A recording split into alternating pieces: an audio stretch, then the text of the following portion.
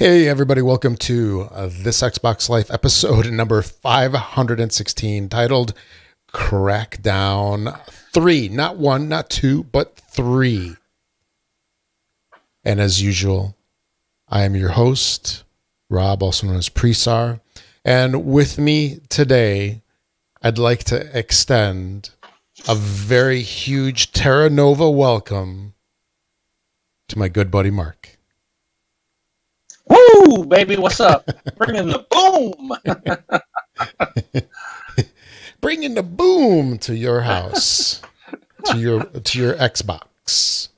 Yes, indeed. Yes, those sultry tones right there. That was my good buddy Mark, also known as Wingman 709, and that's your alter ego, where you're fighting Terra Nova, right? That's right. Nice. I'm all excited. I'm all excited. We've been waiting years and years and years for Crackdown 3, and you finally got your hot little hands on it. You know it. And I'm all excited to hear. And I'm also glad that you have your internet working again. You're like, yeah, so was I. Oh man, dude, it was a rough 6 days. Oh, it was rough. It was cutting it close, huh? I think, right? Didn't your internet like go live just like minutes before? So it went out a week ago Friday. A week ago Friday it started snowing here, and up here in the Pacific Northwest, this side of Seattle and west of Seattle really doesn't get a lot of snow. Because of the mountains and the ocean air, it keeps it kind of warm enough. That's why they get a lot of rain in the wintertime. And we got dumped on. And it was snowing it started on Friday and it didn't end till Tuesday. So we had 4 straight days of snow. We got over 2 feet of snow.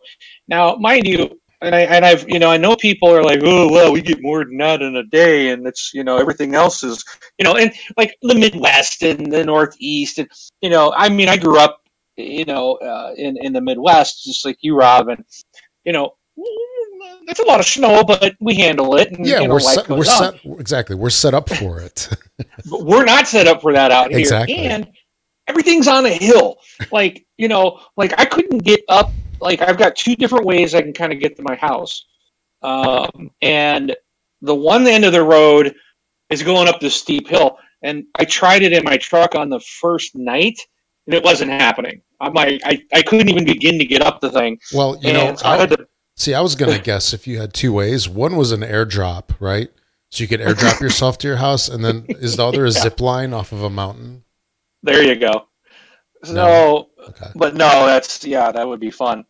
But I did end up, I had to go all the way around and come around a different way, but it was bad, and we were basically trapped. Now, I'm very grateful normally, and the thing is, our snow out here is we didn't have like any wind, so it just comes straight down, and it lands and sits. It doesn't move, it just stays there. It's thick, huge snowflakes. Wow. I've never seen snowflakes like this anywhere else in my life. Huge, thick, wet snow. So you get 2 feet of it. Our big evergreens I've had branches touching the ground. Oh wow. That normally are way over our head, right? They were touching the ground because of the weight of the snow. And when this happens, I got to go out there and try to knock off as much, especially the power lines into my house. I had to go out and I was traipsing through knee deep. The snow was knee deep. Okay. Oh, wow. And yeah, I got a picture of it too, of where I was out there in this. And I got this big, it's what do you call it? You hang a curtain rod. It's a big wooden curtain rod, that you hang your clothes on. And I got this big giant one, and I'm out there trying to bang the branches, and I'm just sitting there whacking it. Snow's falling on me. But I got to get branches falling on you off of the power lines. Yeah. So, oh yeah. Because otherwise it's just going to bring it down and knock your power out and your internet and all that stuff. So I'm grateful we have a generator We did lose power the first night for 2 hours, but our generator kicked on and kept the house warm. And then it kept going in and out for several days after that. Is it a whole home generator, like one of those that run off natural gas or something? Or it does run off propane, but it's it runs certain things, and it can't. Okay. Our heater is like so inefficient. It draws so much power. Now we have a huge generator for the house, but we can't run everything in the house. Sure. So like all of our kitchens is the lights and all the appliances work, the refrigerator, we have our furnace, we have a spare freezer that is on there so our food will stay frozen. There's like lights in my master bedroom. So we have some lights in there in our bathroom, but the rest of the house doesn't have any lights to it. So, kind of stuff. Oh, yeah. So there, it does. You can still function and keep us warm, but our power, interestingly enough, I think it was last year or 2 years ago. I mean, I knew people that had no electricity for like 14 days. Wow. So when this happens, I mean, it's huge. It's a really big impact to the area, and I know people are kind of making fun of Seattle because, ooh, they get a little snow and they freak out. But it's not normal. It's not flat. It doesn't blow off the roads. It sits on the roads. And where I'm at in the country, we didn't get our road plowed. The first plow truck came through on, was it Tuesday night? Tuesday. Oh my gosh. Tuesday night. I think it was Tuesday night. Yeah, it was Tuesday night because the first time I couldn't even get to work on Monday and Tuesday because we couldn't get out of our driveway because our driveway, we're in the country and we gotta go up a hill because we kind of sit down from the road. Right. So we couldn't get either vehicle out. A neighbor has a tractor. He came and drove his tractor down the road, and he basically cleared us up half to even get out. So oh wow, it was pretty crazy. But anyways, I'm spending way too much time on this. People don't care about this. They came to listen to video games, but I was out. So what I was starting to say was my internet went out that Friday night. It did not come back on until the following Thursday night. Wow. At, I want to say it was like 4 p.m. Okay. So, and Thursday night at 9 p.m., Crackdown became available to me. So I'm sitting there on Thursday, and I'm calling the cable company. I'm like, come on, guys, it's been like 6 days. And they're like, well, we can get someone out on Friday. But, and I'm like, oh, man, I'm going to miss out on all this. And wow. But it came back up, so I did get to play Crackdown on time. So 6 days is brutal. And my kids haven't been to school in the last 2 weeks. They've been to school 2.5 days. Oh, man. In the last 2 weeks. Because we had bad weather at the beginning of the week prior, and the buses, they don't run the buses. Because, last year they did, buses were going off the roads, and kids were stranded for 6 hours on a bus, mine included. It gets crazy. So they're very leery about it now. And then tomorrow's a holiday, so they don't go tomorrow. And then they got Tuesday off for some reason. I'm just and then Wednesday's a half a day. So by the end of this Wednesday, it'll have been 2.5 weeks, and they'll have been in school a total of 3 days. Wow. So now, yeah. Being a kid that grew up in Chicago, and I lived through the blizzard of '79, where we missed 2 weeks of school. I can foresee what's going to happen because we wound up having to stay in school until mid to late June to make it all up. That's the thing. It seems like it's cool now, but when you got to make it up, oh, that sucks. They had to make up last year. They had to make up just 3 days, and they didn't get out of school till the 21st of June. Wow. Because they go into June anyways here. Yeah. But because of this last one was the governor called them a state of emergency. Mm-hmm. Supposedly because of that, they will not have to make those days up. So the week that we just lost, they won't have to do that at the end of the year. Oh wow! So we'll see. But yeah, it's like they've been out all week, and then they get the first 2 days off this week, and then Wednesday's a half day. So I'm like, jeez, why don't they cancel the holiday and make everybody go in so the kids can go to school? Exactly. Get out of my hair. Give you some alone time with your Xbox. I love my kids. I love my kids. Yeah. I love my kids. I'm going to keep saying that. Yeah. But anyways, yes, 6 days without internet in this day and age is brutal. My kids are like bugging me constantly. Like, you want to play a game? You want? Because there's nothing to do. There's no TV. There's no video games. There's no Netflix, no YouTube. Yeah. No, I mean, if you think about it, everything relies on it. Yes, so many things. Even my bed wasn't working right. I have a smart bed, and it has a Bluetooth connection, but it also has a cloud connection. So, like, it's one of those sleep number beds, so it can raise up and down, and It has the foot warmers in it, which is awesome. I love crawling into bed. And it's set up to automatically turn on and turn off. So usually when I'm crawling into bed, it's already nice and toasty warm by my feet. Well, that wasn't working because it requires a cloud connection from the web. So I had to try. Then I was logging in by Bluetooth, having to manually turn it on and off. I know, third world problems, or first world problems, but it's like my bed wasn't working because the internet was out. My Hue lights, which I will not even discuss because that will take me into an hour-long rant. All I'm going to say is Philips Hue lights suck. Jeez. But because they don't work. They don't work right. But even those things were doing just all kind of wacky stuff, and you couldn't get to it. It was just weird. Like, so many things like are connected to the internet now that I kept running into things. I'm like, oh, this doesn't work. That's right. I need the internet. Like, it's just the world of IoT devices does have a drawback. I was kind of like, I'm really glad I don't have a Nest thermostat right now because I might not be able to turn the heat on or off because it's connected to the internet. So it probably works without that, but it does. I don't know. I know firsthand. but man, a lot of things you kind of lose a lot when you don't have power or the internet. It's crazy. So basically, you just showed that you are not prepared to survive the internet apocalypse in your area, or the cable internet. So you've got the generator. The next thing you have to do this summer is to prepare for your backup internet connection, whether it's satellite, cellular, something. Yeah, I'm gonna have to get I did have cellular.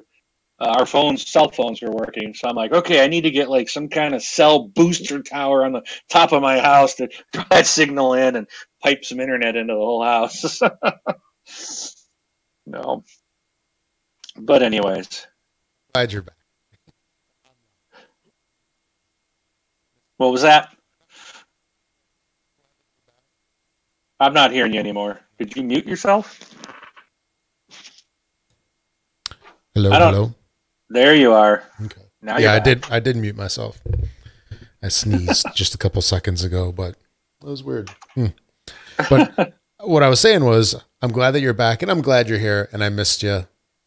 It's good to have you back on the show. Yeah, I'm excited. I got a lot of stuff to talk about this week. Yeah. All right. Well, let's get on with it. All right. So a couple things real quick. Listen to us live on Twitch, Mixer, and YouTube Sundays at approximately 11 p.m. Eastern-ish. And also, we are not affiliated with the Microsoft or the Xbox in any way. This is a show being done by fans for fans of the Xbox.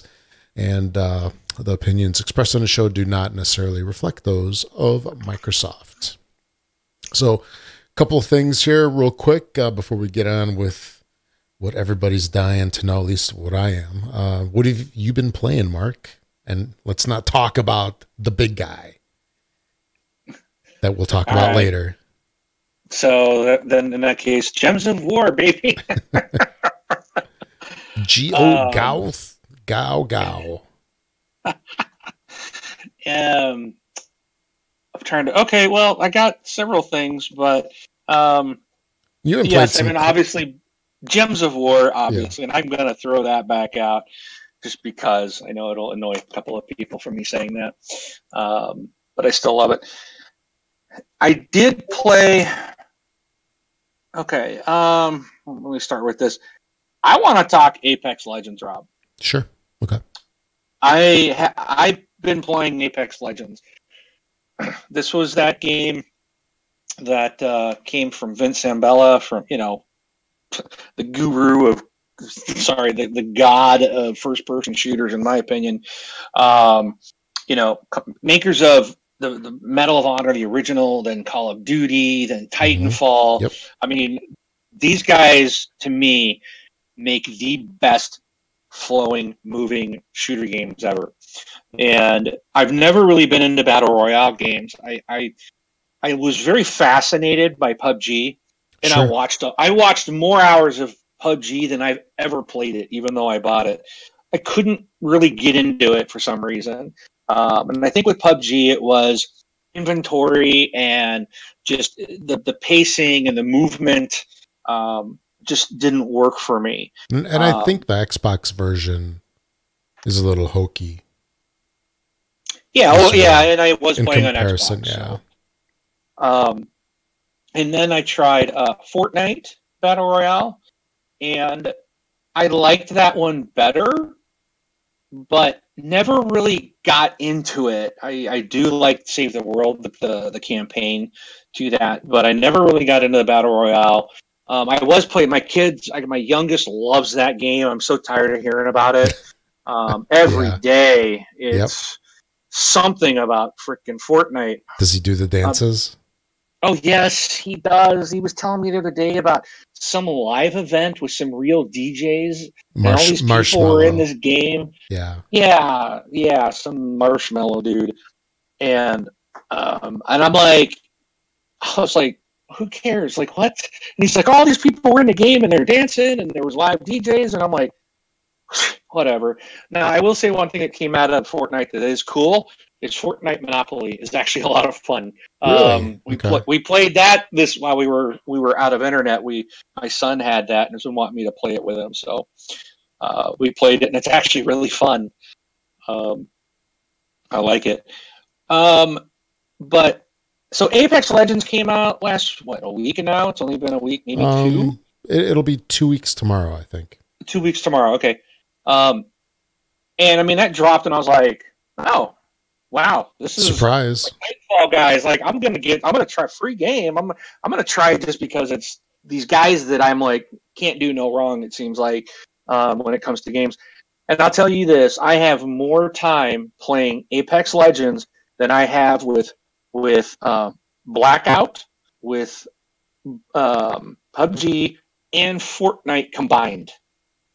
I love Apex Legends, man, and I'm no good at it. I usually die, but there's die real quick, or But I've gotten one win. I've several times gotten down to be the second squad, but usually that's because my teammates are doing all the work and I'm just trying to hide. They're carrying you. I can't. I don't know what it is about Battle Royale. I suck at it. I can't figure it out. I'm shooting people, but I'm obviously doing something very wrong. But this game, there's so many things they did right here. Sure. I love that you can hit your right bumper to ping an item or say, let's go here, because it absolutely solves the problem of people on your team not having microphones. Mm-hmm. You're forced to play with two other people. You're forced in a 3-man squad. That's all there is. But I jump in all the time, and I don't even care anymore. It's like, it's fun, usually someone will, and I usually just kind of follow whoever I'm with, because probably everybody's better than me. But I love this game. It is so much fun. And it's like, I want to keep playing it. This is the first Battle Royale that's drawn me in like this. Sure. So my advice to people is, if you haven't tried it, or if you have tried Battle Royales and don't like them, try this, because first of all, it is free. You don't have to buy anything. They do have microtransactions, but it's all cosmetics, skins for your character, and stuff like that. But all that stuff can be earned in the game without ever paying anything. Yeah, it's going to take a long time to unlock all that stuff, but it's there. You don't have to buy it. But if you it's like I don't even get irritated when I die right away. I don't know this, and it's fast. Like you launch it, and it's like it comes up, and it's like you pick your 3 character, or like you have a squad of 3, and it randomly will put who gets to pick their character first, second, and third. Whoever picks their character last actually gets to be the jump master. So they decide when the whole team jumps out. Right. And where they're going. Exactly. Now, you can break off from the jump master if you want and be a moron and go your own way. But then you just get annihilated. Yeah, you die right away. I saw it the other day, and I was like, just leave the guy. He's already dead. We're still in the freaking point. But I'm like, good riddance. But so it's really cool, and you can only have one of each character on your squad, and that's the way every squad is. But it's freaking fun. And the thing that kills me, this came out of nowhere. They're like, it was like leaked like 2 days prior, and then it came on Monday. They came out and said, "Yeah, we've got this battle royale game. Oh, by the way, it's free and it's available right now." And I was like, "Well, okay, this isn't going to work." Like this game has not crashed on me. I've not had any connection problems, no game problems. They've got over, in less than 2 weeks, they've got over 25 million players already. Yeah. They have blown out every Battle Royale record to date. And even though there's that many people now playing, the game still hasn't, it's just running seamlessly, flawlessly. Yep. None of these others can claim that. No, Especially PUBG. Yeah, they did that right. I mean, definitely. And what shocks me is this is coming from EA. So how did EA get this one right? They're probably not super involved in it. That's how. Well, my understanding is Vince had to fight EA to get this. EA didn't want to do it. So they probably are very hands-off. That's probably why it worked. Because it's the first server-based game from EA that actually worked on day one and still continues to work and is ramped up unbelievable. But give it a shot. This game is super fun. If you see me online, hit me up. I will absolutely jump in and play. It's amazing. So I love it. Oh, yeah, absolutely. And I did buy the Founders Pack. What does that give you? So there's 8 characters in the game, but 2 of them are locked. Well, Caustic, I think, is one of them, right? Caustic and Mirage are the 2 that are, and I really like Mirage. But the characters, again, they're not any better than any of the other characters. They just have different special abilities. So every character's got a different ability. Right. So, but it doesn't mean they're better. It's which is really nice. This game is so, it's balanced. Balanced. Thank you. It is so balanced. The characters and it's so buying the Founders Pack gives you a little banner thing, and you get some in-game credits, and it was enough to unlock the other 2 characters, and you can unlock some skins and stuff of weapon skins and character skins if you wanted. That's about all it did, but it's I want to give these guys money.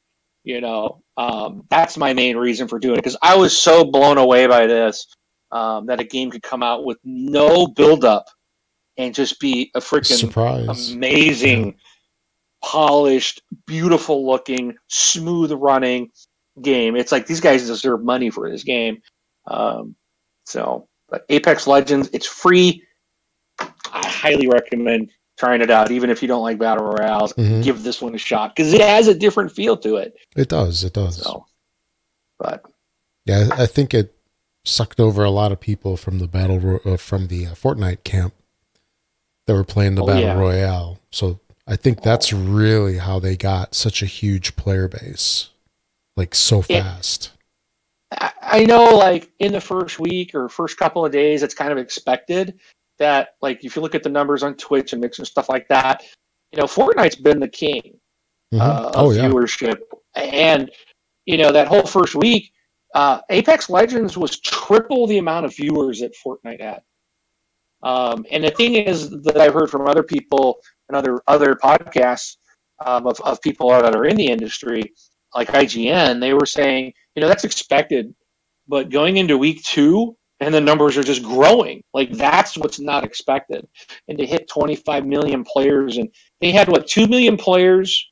They had like a million players in 8 hours. It was 2 million players in 24 hours. And then I think they hit 10 million in, 3 days? And then it was barely a week, I think. They hit 25 million. It's just, the numbers are astounding. Yeah. So, but yeah, and it's interesting. For Fortnite players, Fortnite had some kind of thing going on this weekend trying to draw people back. Oh yeah. Like, there was something where if you completed some challenges just this weekend alone, it would unlock some content. Yeah, there's it's an what do they call it? Overtime. I don't know, but I think overtime challenge. They're trying to get the people back. Yeah. So yeah, that shows. Yeah, there's a threat. Yeah, there's 20 challenges, and if you complete 13 of them by the 27th, I think, then you get the free battle pass, which is technically $9.50 approximately. Yeah. Well, not approximately. It is $9.50. So, and there's going to be a battle pass coming for Apex Legends and more characters and stuff like that. But again, it's all stuff you can earn in game if you don't want to pay. And it's a AAA title is what this is, guys. AAA, free to play AAA title. I've seen AAA games not as polished as this, so oh yeah, it's impressive. I did play a little Far Cry: A New Dawn. Oh, you did? Okay. I did. I didn't get very far into it. It is. I don't have a lot that I can say on this, and I know we got a question later on. But I'm going to address it now because this is what I've been playing. So to Cat Flap, I will at least get in the Facebook group here, hopefully in the next week, and try to give you some more thoughts on the game. Right now, it is still Hope County, but so far I've just gotten there, so I probably maybe only an hour in, if even an hour into the game. The game looks amazing. It looks really good. I mean, Far Cry looked great, but it's so far it seems to be almost like a different color palette. It's just I don't know. There's a lot of bright colors in it, a lot of flowers and stuff. But the area, even though you're in the same area, the landscape has been changed. So it's not, so far it looks like it's not identical, but I really need to get a little further in the game to see what has changed. The first weapon I got was really cool. You get this saw blade, this gun that shoots saw blades, like, and then it will ricochet the discs, up. like the the actual little discs, the blades, for like a circular saw. Yeah. Mm-hmm. And it shoots those. And it's pretty cool. That's a lot of fun to shoot. There is crafting in the game. The menus are different. It's the same, but it's different. Like you'll see, there's totally a different feel to it. But a lot of the stuff is still kind of similar to the original Far Cry 5. My understanding is this is it's a shorter game. It's I guess that's why it's only like $40. So it's going to be my understanding, it's going to be on the shorter side. Don't expect the game as long as Far Cry 5. Mm-hmm. But I wasn't going to buy it because the DLC from Far Cry 5 had me. I liked the first two, and then the third one was so aggravating and so anger-inducing. I'm like, I'm done with this crap. I'm not, and I did not want to buy this game when I saw it. And then the person I co-opted the whole first Far Cry 5 with, she was like, "Oh, really? I thought we were gonna co-op this." So I ended up buying it. I'm like, okay, I'll have to co-op this with her. And but another game has kind of taken my time this week, but I did purposely try to get a little time on this because I knew I was going to come on today. But I didn't get enough of what I wanted to really say if it's sure. can't say if it's a purchase or not yet. So I will keep everybody updated in the group, the Facebook group, for my thoughts on Far Cry: A New Dawn as I play more into it. Mm-hmm. So, and then I only got one other thing I played, Rob. You want me to talk about that? Sure. Because I thought you wanted me to hold off. Oh, not the big guy there. I got one. Yeah, the big guy. Yeah, the only thing that truly matters. Yeah, let's talk about that later. Okay. We'll do that when we're on the round table time there. And you also been playing some Clash Royale. I see you've been posting some videos in the clan. Oh yeah, Clash Royale. Oh yeah. Oh, okay. So I guess I could do that because I've actually been playing a lot of. Oh, that one's still running. So yes, I got out of Clash Royale for a while, and then I don't know. One day all of a sudden I picked it back up and got kind of hooked back into it. It grows on you. That point. I think I'm hitting that point where like, okay, I'm not as I'm starting to slow down on it again. Yeah, but I know I'll be back.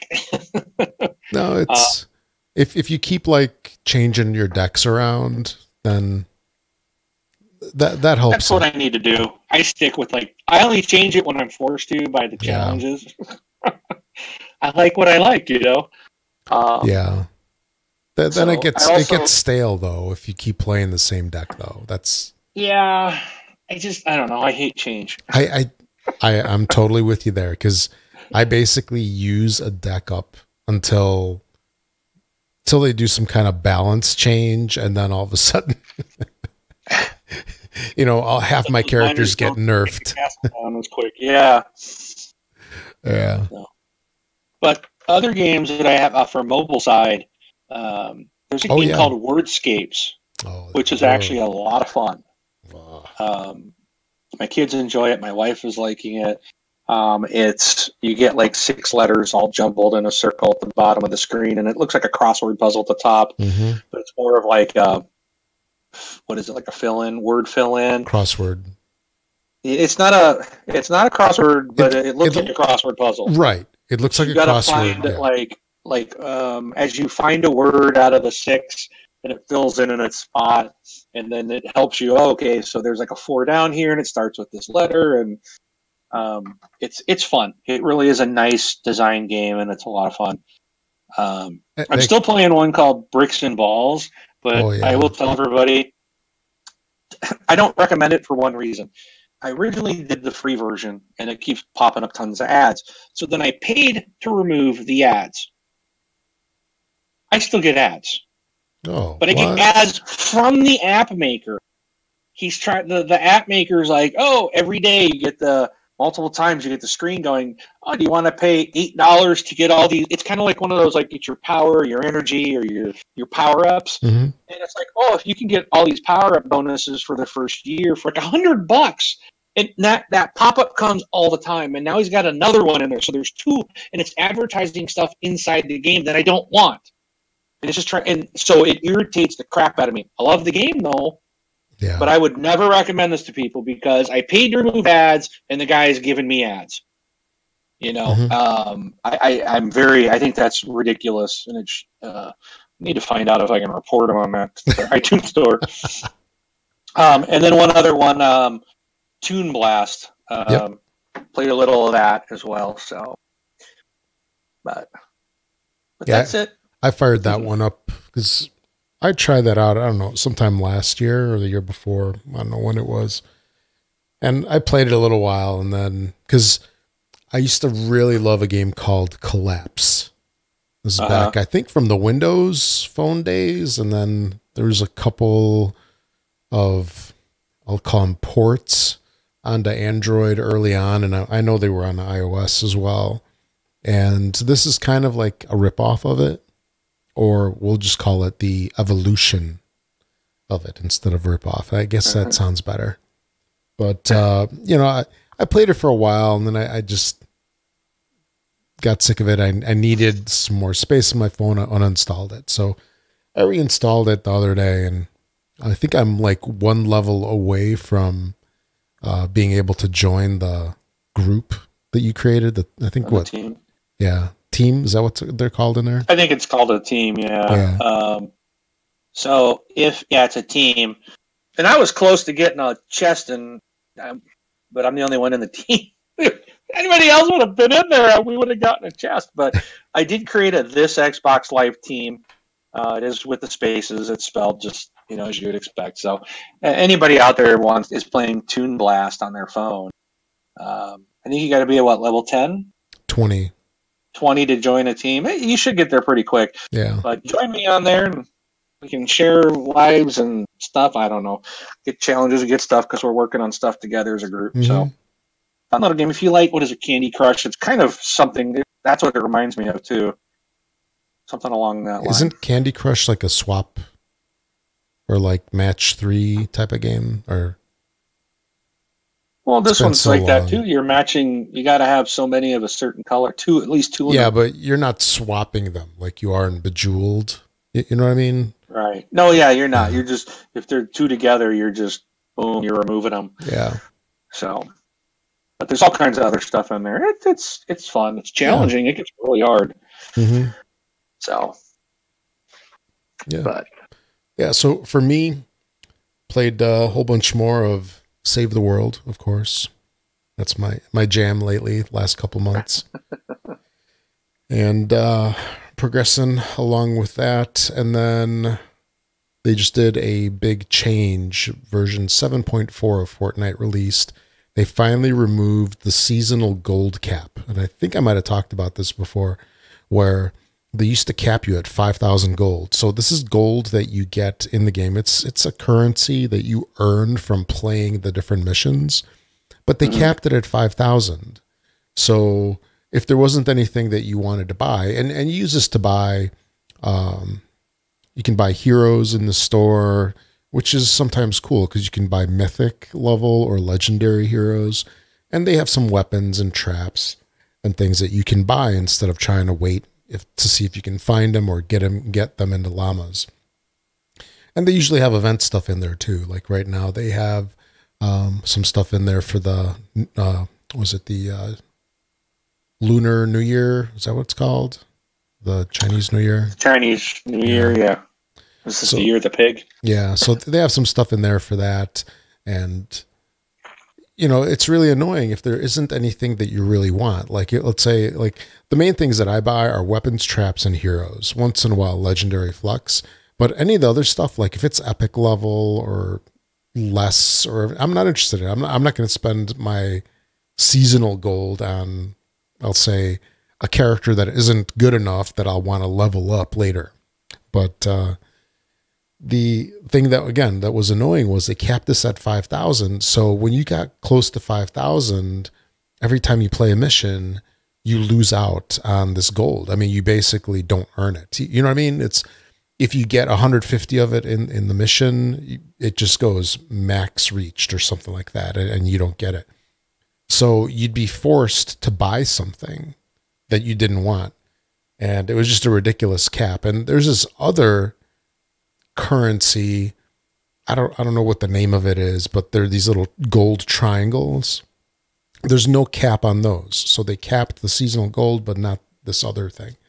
So now they lifted the cap, and they also broke a lot of stuff, which is stupid. It's this latest update is like a mixed blessing. So they brought in this thing for seasonal gold, which is cool. It's not a huge deal, but it's cool. And then they changed the key mappings around on some characters. It's like really for like their abilities. Cause, I play this one character that gets to drop a teddy, which is that big teddy bear that shoots. It's got like a machine gun sort of like that on its arms, and it can shoot out of its eyes like a laser beam, and a couple other things. So now my keys for that are reversed. It's like really, they apparently didn't quality test this thing, but it's just silly. And they actually were supposed to release it like on Tuesday night, I think. And then they said, oh, we found some issues with it. So they held it back a day or two. It's still screwed up. You gotta love that. Yeah. But I get though that, doing coding and stuff like that, it's not easy. Especially I'm sure that they're just being whipped Like, come on, code faster, more money. We gotta get this stuff out so we can fight off Apex Legends. Yeah. But yeah, I haven't touched Battle Royale in like 2 weeks. Well, see some kind of connection there. Not that I played it a whole lot before, but I do have some pressure coming up. Is the end of the season's coming up for Battle Royale for the Battle Pass. The season's ending in 2 weeks, and I need some catching up to do, which is something I apparently do all the time. I always wait until like the last week or two, and then I'm just cramming trying to get these challenges completed. And there's one that's been carrying on since week 6, 5 or 6, where you have to use 5 different weapons in one game, or actually you have to cause damage with 5 weapons in one game. And that's a tough one.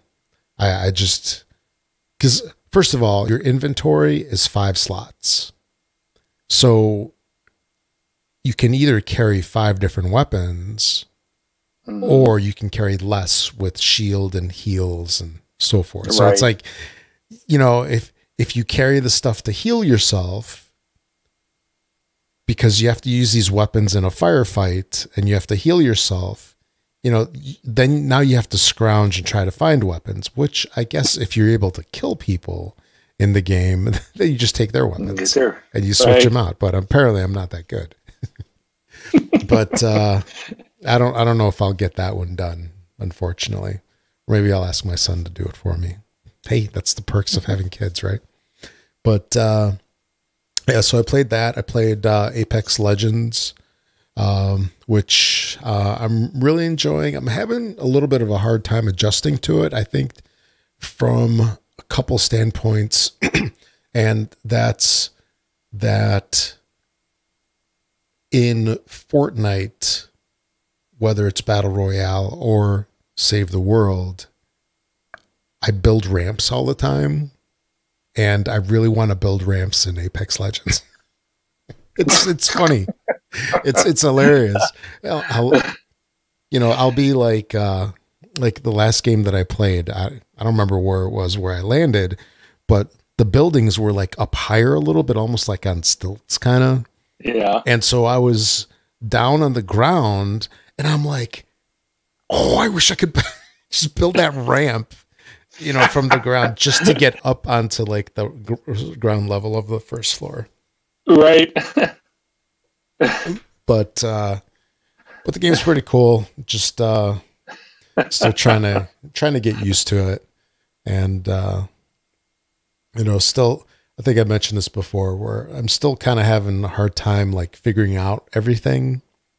Do you know what I mean, Mark? Where you see the stuff on the ground and just going in, it's like you're really not sure what it is.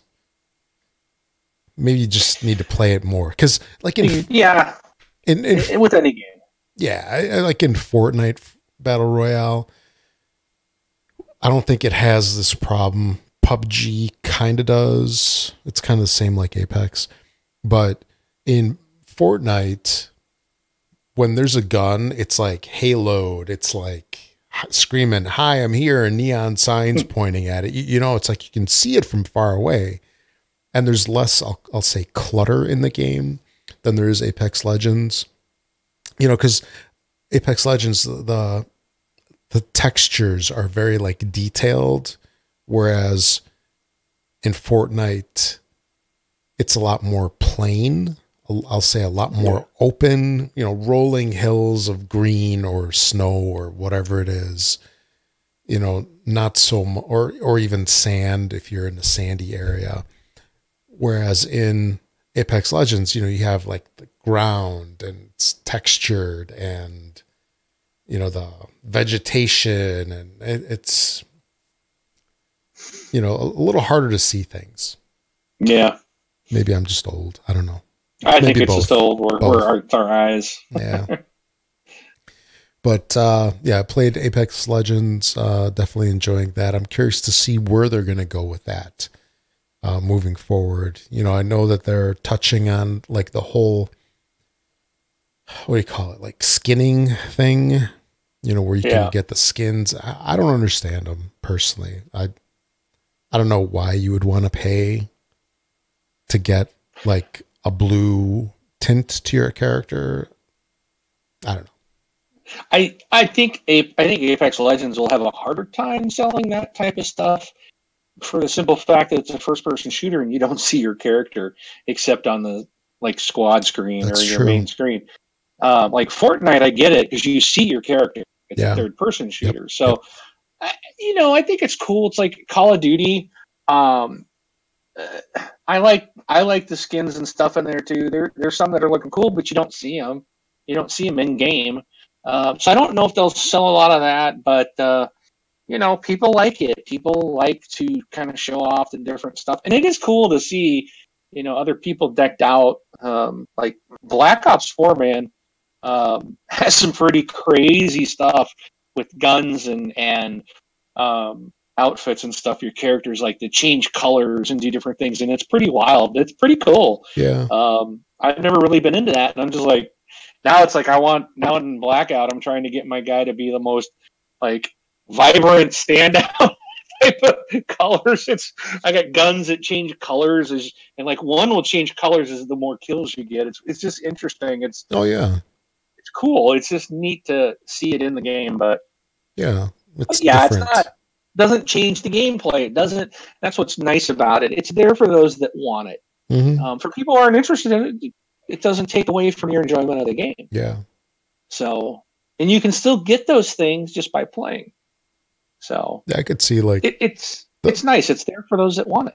I could see the big draw for that being those finishing moves. Is that what they're called? Finishes or endings or something like that? Well, I don't know what they're called, but it's like an execution. Yeah. Yeah, every character has like 2 or 3 of them right now.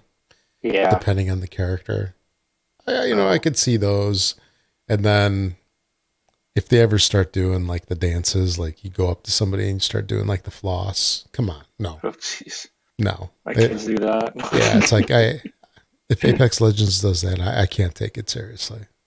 I don't. Yeah. I don't know. I don't want to say they go down that road, but no. Again, if it's something they add in because people want it, that doesn't mean I got to buy it. Mm-hmm. So, well, actually, let's talk about this now real quick. I read this article and I was talking about where Apex Legends is probably going to go moving forward. And I just want to get your take on this. So they basically said that it's probably unlikely that Apex Legends will reach I'll call it the success. That's my word, not the articles. The success of Fortnite based on the fact that Fortnite is like mass appealing and it's got such a wide range of what's the best way to put this? You can have such a wide range of people playing it. Everybody from entry-level people that are really not gamers, they're kind of getting into it, all the way until like the hardcore, I'll say streamer level that are actually good. And you can have such a huge range of people playing in this game. And the fact also that, actually like what we were talking about a little while ago, it's visually easier on the eyes to see because it's got the wide open spaces, like the rolling hills as opposed to like the jagged cliffs and, military style bases that you have in Apex Legends. And I was wondering what your thoughts are on that. Do you think that Apex Legends will be able to meet Fortnite status ever? Or is it just going to be a nice alternative for like the more hardcore gamers and it'll just be what it is? I don't think it will reach the hysterical levels of Fortnite. I mean, you go in any store and there's action figures and merchandise. I mean, there's Fortnite toilet paper. It's like a Star Wars. I mean, there is so much Fortnite merchandise that it really is. It's reached that level of like a Star Wars or Transformers or something like that. I don't expect, we didn't see anything like that with PUBG, and I don't expect that we'll see something like that with Apex Legends. And I think what makes Fortnite so popular is that it is cartoonish. There's a lot of weird, kind of fun, crazy, silly things that they do in there. Where like PUBG, Blackout, and Apex Legends, I think they're going to keep it more grounded in reality. Yeah, okay. Well, you proved my point, right? Oh, you actually see the video? I'm seeing it delayed. I'm seeing now that you got some, I'm assuming, Fortnite characters. Yeah, my son has, they're not bobbleheads. They're those pop figures. Pop vinyl, Funko. Funko Pops. Yeah, he picked up a couple of them that they had. But you're not supposed to take them out of the box. Yeah. But yeah, my youngest son who loves Fortnite, his birthday's coming up here pretty quick, and I already know he wants Fortnite action figures and anything Fortnite. It's just crazy. Yeah, there's a lot of stuff at Target. Oh, I know, it's insane. So, but I think one of the things that really makes Fortnite, so I think the styling of it, the cartoonish, fun, over the top, just kind of crazy little stuff that they do in it makes it fun and appealing. And it is appealing. It's not a mature title. So it automatically is going to allow for a larger user base. Yep. But it still has a feel of shooter. It's still that without the gore, without the realism. It's more fun. It's cartoonish. But the other thing is their game came out when PUBG was just becoming. PUBG was big, but it was like, okay, we're going to go to consoles, but they couldn't run. Like, it took a year, for them to even get to the PC to where it was running okay. Yeah. And then the consoles, like, again, I don't know to this day how smooth it's working, but they've had a lot of problems getting that product to run smooth. Fortnite came out from day one and just worked everywhere. Yeah, and that's the thing. It's the games have to work. They need to run smooth. They need to work properly to bring people in and get them to play and keep playing. And additionally, what's impressed me with Fortnite is it has changed a lot. They're constantly changing it, like putting new content in, weekly? At one point, I know they were doing it every week. Still. I know like some of the places on the map when I played don't exist anymore. Things have changed. My youngest was telling me, Loot Lake used to have this house, now it's not, and this other stuff's moved out, and there's just something about an island that you could swim to or something. Now you can't because it's moved away. And I'm like, well, is Tilted Tower still there? I remember hearing that. He's like, yeah, it's still there, but it's changed, and it's like the map and the world is always changing, so it makes it interesting. Like, I remember the comet was coming in and no one knew what it was, but it was getting closer and closer, and people would get in the game, they're not even playing, they're all staring, what's the comet gonna do? It became part of it's like became that water cooler discussion. Like, you're talking with your friends about it, you're having it incited that, like, so much curiosity and interest in it outside of the game, that's why it became this phenomenon. Mm-hmm. So Apex Legends has the pedigree. It has that AAA title, years of experience at making these types of games, and obviously extremely popular games. But they're going to have to attempt to keep up with new content, change. I think they're going to need to come out with either maps or changes to that environment, or it can't right now. It's just one map. It's going to be hard to change it, I think. Can they do that to the level of Fortnite? I don't know, especially if they didn't get buy-in from EA. But now the almost overnight success of this thing, it's probably got EA handing them cash as much as they want now. Yeah, but I think it's a different game. It is. It's more. It's not Black Ops.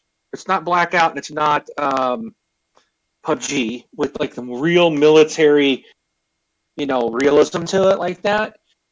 It's a little bit more fun. It's a little science fiction-y. You can disappear. You can throw out a clone of yourself that you can't distinguish. Tell you that. I would shoot the guy and all of a sudden he goes poof. I'm like, crap! It was a mirage. There's this more kind of a fun element with the different special powers, and they can bring that stuff in like Overwatch. To me, they kind of line up more with Overwatch, and that was extremely popular too. So I think that's more of the category it would fit into.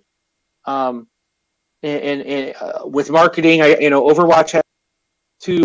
I don't know if we'll see that same level of stuff with Apex Legends. I wouldn't imagine that. But I think for game popularity, I think it's going to be stick around as long as they keep investing and giving you a reason to go back. Right now, the game is amazing. It's super fun. Yeah. So I don't know if I answered your question. No, you did. You did. At least I think you did. Okay. I haven't talked to you in so long. I'm just excited to talk to you. I know. So.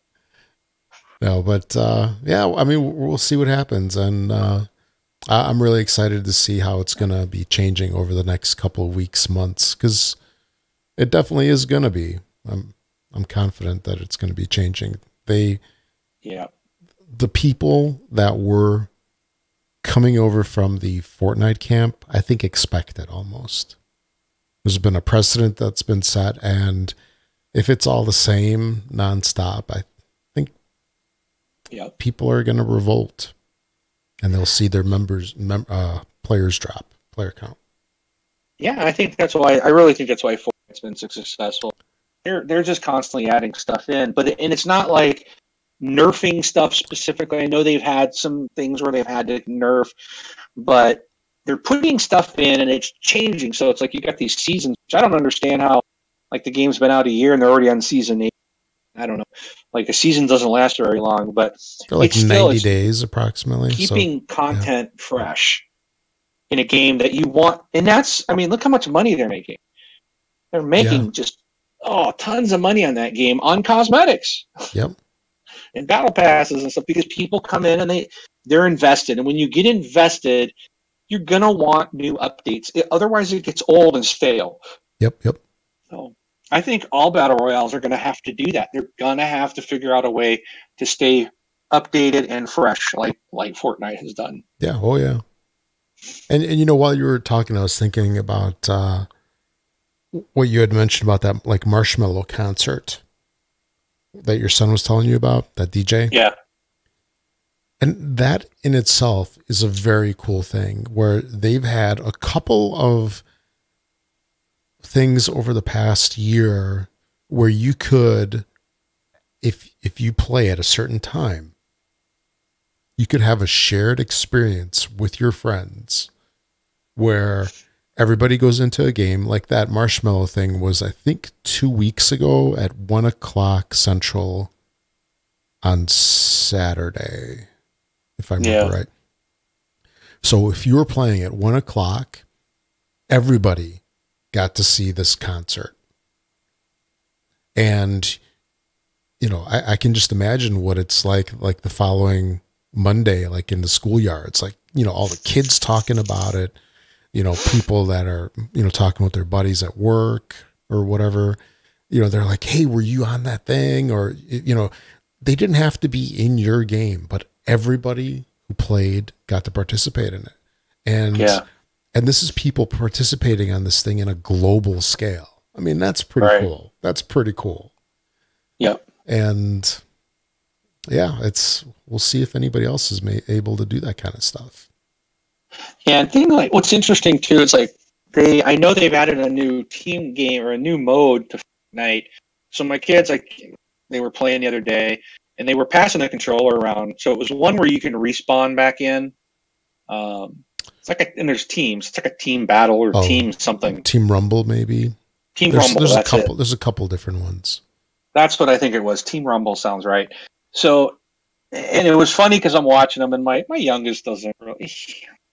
He gets in there and just stands there, and he's like, boom, boom, like, you know, I'm like, you're gonna die, and he does, because he's like, he doesn't move around. He's not, you know, he's It's young, not so run and but gun. he's not running gun. He's like, oh, there's somebody. I'll just try to shoot them and stand here and shoot them. So, and none of my kids are really into the shoot. It's they just really aren't. I think they can't.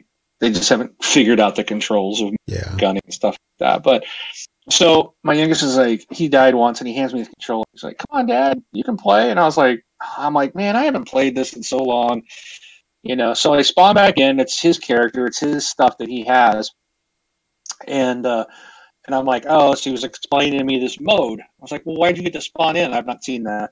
Right. It was like, oh, it's this Team Rumble, and you're on a group, you know, it's the whole team thing. I was like, okay, cool. So we're running around, and I'm like, what I liked about it was I didn't have to build. Right. So let other people build for you. Yeah, I'm like, I don't really have to worry about that. I can just focus on playing the game like I would want. And I ended up like killing 3 people. Oh, nice. And I'm like, this is great. I never get kills. I got 3. I haven't played this in forever. But then my youngest was like, oh, you're the greatest, Dad. I'm like, no, really, I suck. But it was kind of fun because it was like, you know, that one I've been able to kill people in that game, and and it is a fun game. But I just like, I watch these people. And it's like, if you don't know how to build and build quick, you're toast. And it's too much for me at my old age. But that part was fun. So I could see myself playing Team Rumble, you know, and I think it's neat that they added something in that would, again, appeal to someone who doesn't want to worry about the building. Right, right. And being on a team, so you've got more people around you. I don't want to go in by myself. And that's one thing about Apex Legends, which I have found, like, I like Blackout mode. I think Blackout's a lot of fun, but I don't want to do it by myself. I want to play in a squad, and I'd rather play with people. But when I've played that mode, I've enjoyed it. But with Apex Legends, I find myself just, boom, play. And it randomly puts me with 2 people, and I'm in, and I'm playing. Yep. Like, and I'm having fun, and people are doing that ping thing. Like, hey, here's armor over here, and you run over and you pick it up and you press down. It'll show you can press down to say thank you, and it's like you're thanking that person. I'm communicating with them without a headset. Yep. This is brilliant. This is a brilliant thing that they've been able to put in here. It's just so I don't know. That one's different. I love Apex, man. It is so much fun. Oh yeah. No. Yeah, that communication is definitely something that I think that more games should pick up moving forward. Now that Respawn basically blazed the trail with it, and I love the fact that in Apex, if you die, like, okay, so 20, I think it's 20 teams, so there's 20 squads of 3 that go in. Yeah, and you could be like the first squad killed, you'll still get points. Like on Blackout, you don't get any, if you don't kill anybody and you die before, I want to say, the 10th squad or the 5th. So I think you have to get down to the 5th squad to really get any kind of points. Otherwise, like, you get nothing. I've played that many times, and we've even cleared some squads and get no points. And I'm like, that sucks. It's like, wait. Are you saying every kid needs to get a trophy? Come on. I want a trophy, man. No, but like, what I like about Apex is, okay, I can go in, I can get annihilated pretty quick, or I didn't do anything, but it's kind of like that Battlefield, you know, Brun would always say, you still get points for doing things. You're still gaining experience, and you're still going to level up. Yeah. And that's the way Apex, it's like they've done a real nice thing here where you still get points. Like, the longer you're in the game, you're getting points. You know, so you're always going to be able to move towards leveling up, which every level gives you an Apex pack, which is like random loot of 3 items. And so every time you level up, you get that. And then as you get a little higher, then you start getting these other things. I don't know. I think it's for crafting materials. But, you know, so there's always an incentive to play. No matter where you come in, you're going to get something. When you quit, you're going to get some points just for showing up in the match. You get your trophy. I got my trophy. Yes. So. But, you know, I was just thinking, we've been going an hour already. We haven't even gotten into the main show already. Well, let's do it. Yeah. Well, let me finish up what I've been playing real quick because I tangented us multiple times here. So Fortnite Save the World, Apex Legends, Clash Royale, of course. Then Star Trek Fleet Command. Been playing that one. I'm getting to the point of where I'm not too sure about that one. It's getting to the point of where it's making you wait a long time for stuff. And did you ever play that one? I keep seeing it advertised. It's not bad. The one thing about it that I just don't get is it doesn't seem to be very linear in terms of what you need to do or allowed to do or whatever. And what I mean by that is that early on, I just started building certain things that made sense to me. And, you know, it's like, you know, I need the money generator, which is like some kind of it was par steel, then tritanium or something like that. And then dilithium. That's what I call like the money in the game. And so I just started cranking out like warehouses and generators and those as high as I could. Cause I figure, hey, I'm going to need those. I'm going to build them early on. So I have them later. So I have money to basically buy stuff, build things, whatever. And it gets me to the point in the game where it's like, okay, now you need to build the, you know, level 3 par steel generator. And I already built that like 5 days ago. So all of a sudden it's like I'm getting like award, you know, for stuff that I did. And I would think that it wouldn't allow you to do that. You know what I mean? Like a lot of games are sort of like gated, or what I was saying earlier, linear, where you can't do stuff until you complete other things, and you would immediately get rewards for them and such. So it's really weird that doesn't happen. But, you know, it doesn't detract from the game. It's just an oddity that I've noticed. And another thing that's really weird is that there's like this chat, and it seems like they get spammed all the time, which is really strange that the developers don't seem to care to block people putting links to, like, not phishing sites, but, you know, those sites, because I went to one of them just to see what it was about. And it was one of those things of, you know, they want you to install apps and, you know, then you get credit, and it's like, no, you're never going to get anything that they say. But it's really weird that they actually don't filter that out, unless maybe it's them doing it. Who knows? Yeah. But, yeah, so I've been playing some of that, and then Toon Blast, I fired that up the other day, and I think that's about, and I tried, there's another mobile game, Idle Miner, I think. Idle Miner something. Idle Miner Tycoon, maybe. It's one of those idle games where you're continually like trying to get more of something. So in this particular game, you have a mine elevator that goes down into the ground. You have a mine shaft, and then you have a like processing plant or something. So basically all you're doing is your little dudes are mining and then bringing back to this cart. Your elevator goes down and it gets stuff out of the cart, and then it brings it up to the surface where you have these dudes that bring it from the elevator over like to this processing plant. I'll call it that, or bank, or whatever it is.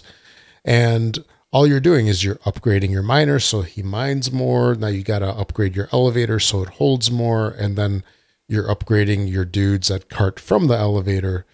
And it's just this vicious cycle that's never ending. And I mean, it's sort of satisfying to like get more, but it's not satisfying from the standpoint of it's never ending. And I saw that somewhere. I saw that game advertised or something somewhere. Might have been on Facebook or something. Must have been. Yeah. I was like, that doesn't look fun.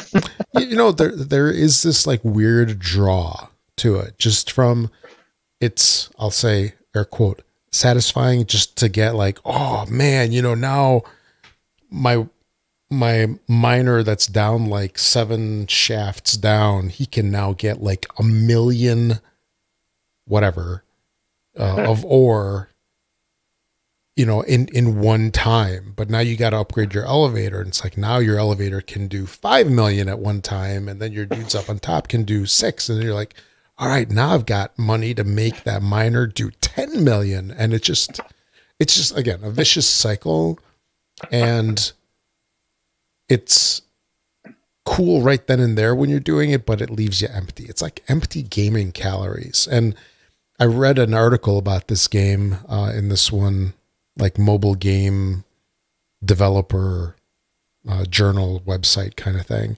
And it was just ridiculous, the amount of money that people are dumping into this game. And I just don't understand it. Why would you dump money into it so he can mine more? Cause it's never ending. It's right. It's not like you're dumping $20 into Fortnite and getting a skin, which is useless.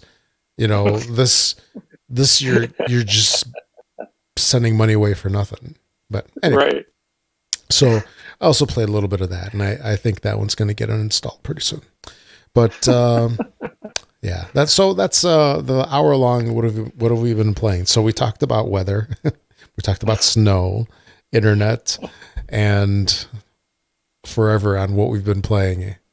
Except for one thing. No, you haven't gone into that very much. Maybe you'll do that in the rant section. There's a reason still why. Got that, yeah. But yeah, a couple of things real quick. If you'd like to support the show on Patreon, you can go to thisxboxlife.com/Patreon.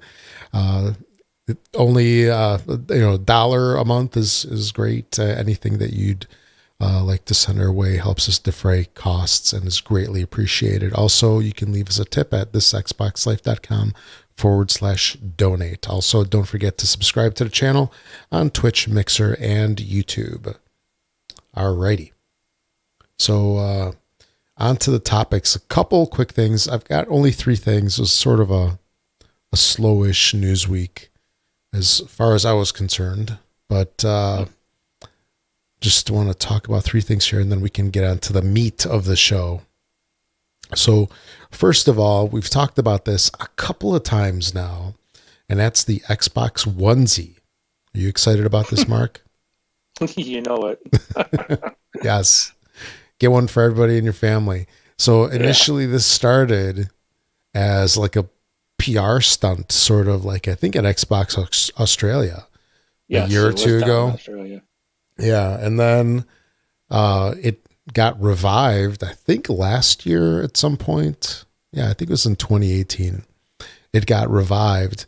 And then, again, it wasn't like a huge like release. You could buy them at, I don't know, Best Buy, Target, Walmart, or anything like that. But it looks like it has resurfaced, and you can pre-order your Xbox onesie for a mere $74.99. Isn't that nutty? Hey, it's custom. Yeah, apparently. It's boutique. Yeah, so starting today, which was the day of love, February 14th. So on Thursday, you could pre-order this thing, and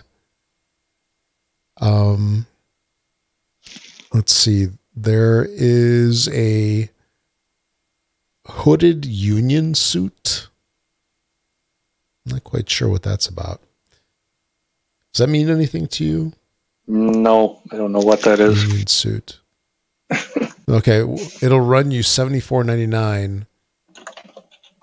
And then there's a hooded union suit Fallout 76 edition for $89.99. But it looks like the original white version is not available. Not that it's not available right now. It just looks like there's only those two. Actually, here I got a link to it. So the new one is black, so it's not white. And then it's just got like white details on it. So like the zipper is white and looks like it's got some kind of thing around the pockets. And on the, where they normally have logos on shirts, there's an Xbox logo. And then also on the back, it has the Xbox logo that says Xbox. And there's actually a pocket. The right front pocket is sized to hold a controller. So you can have your nice huge controller banging around on your waist. But yeah, this looks like $75 or $90 if you're interested. If anybody buys it, let us know. Let us know what you think. It looks like they're only available in the US and Canada at the moment. Are you disappointed? I don't expect them to last long. So yeah. If you really want one, you might want to get it now. Yeah. So. All right. And then there was an interesting article that actually was the developer of Ashen. Remember that game? Came out a couple, weeks ago, straight into Game Pass. It was kind of like a Diablo-ish game. A little bit there. But they had some discussion about Game Pass, and that Game Pass, as great as it is probably going to be a double-edged sword for smaller indies. And, that was something that, not quite on Game Pass, but remember like a year or two ago when games with gold first started? Actually, no, that was more than a year or two ago. But we talked about what happens when a title goes straight into games with gold. What is the revenue source for that company? Do they make out better? Do they make out worse? And this is kind of like along the same lines where when that game goes into Game Pass, you're not getting sales numbers. I'm sure they get compensated somehow. Do you know if that was ever discussed, Mark? Like when a game goes into Game Pass, do they get like money based on installs, or is it a lump sum, or? I'm sure it depends. It's probably different for everybody. Something that's negotiated, maybe. Probably. Mm-hmm. So. But the CEO of the folks that made Ashen, his name is Derek Bradley. He discussed about Game Pass, and he goes, "It was a perfect fit for Ashen," which is the studio's first release that they've had so far. So their first release straight into Game Pass. And he said, there are certain games that really make a lot of sense for early access, and certain games that make a lot of sense for free to play. But I would say more than anything, Ashen really makes a lot of sense for a Game Pass release. We want that healthy player base so that the pool of players that are getting collated at the background and matched into your game is as rich as possible. The friction for getting into Game Pass is so low. We're a new developer making a fairly ambitious thing, and we really need that community for the game to thrive. And Game Pass really made that happen. We've had a very, very smooth transition into a Game Pass kind of model. So that's interesting, isn't it? Like just the fact that, when you're starting a game that needs people, right? You could suffer from the problem of you're not getting a huge group of people buying your game. So you don't have the people necessarily have that huge player base to match people up with. And if you sort of give the game away for free-ish, right? Isn't that what we call it? It's free-ish. It's not free because you're paying $10 a month for it, for Game Pass.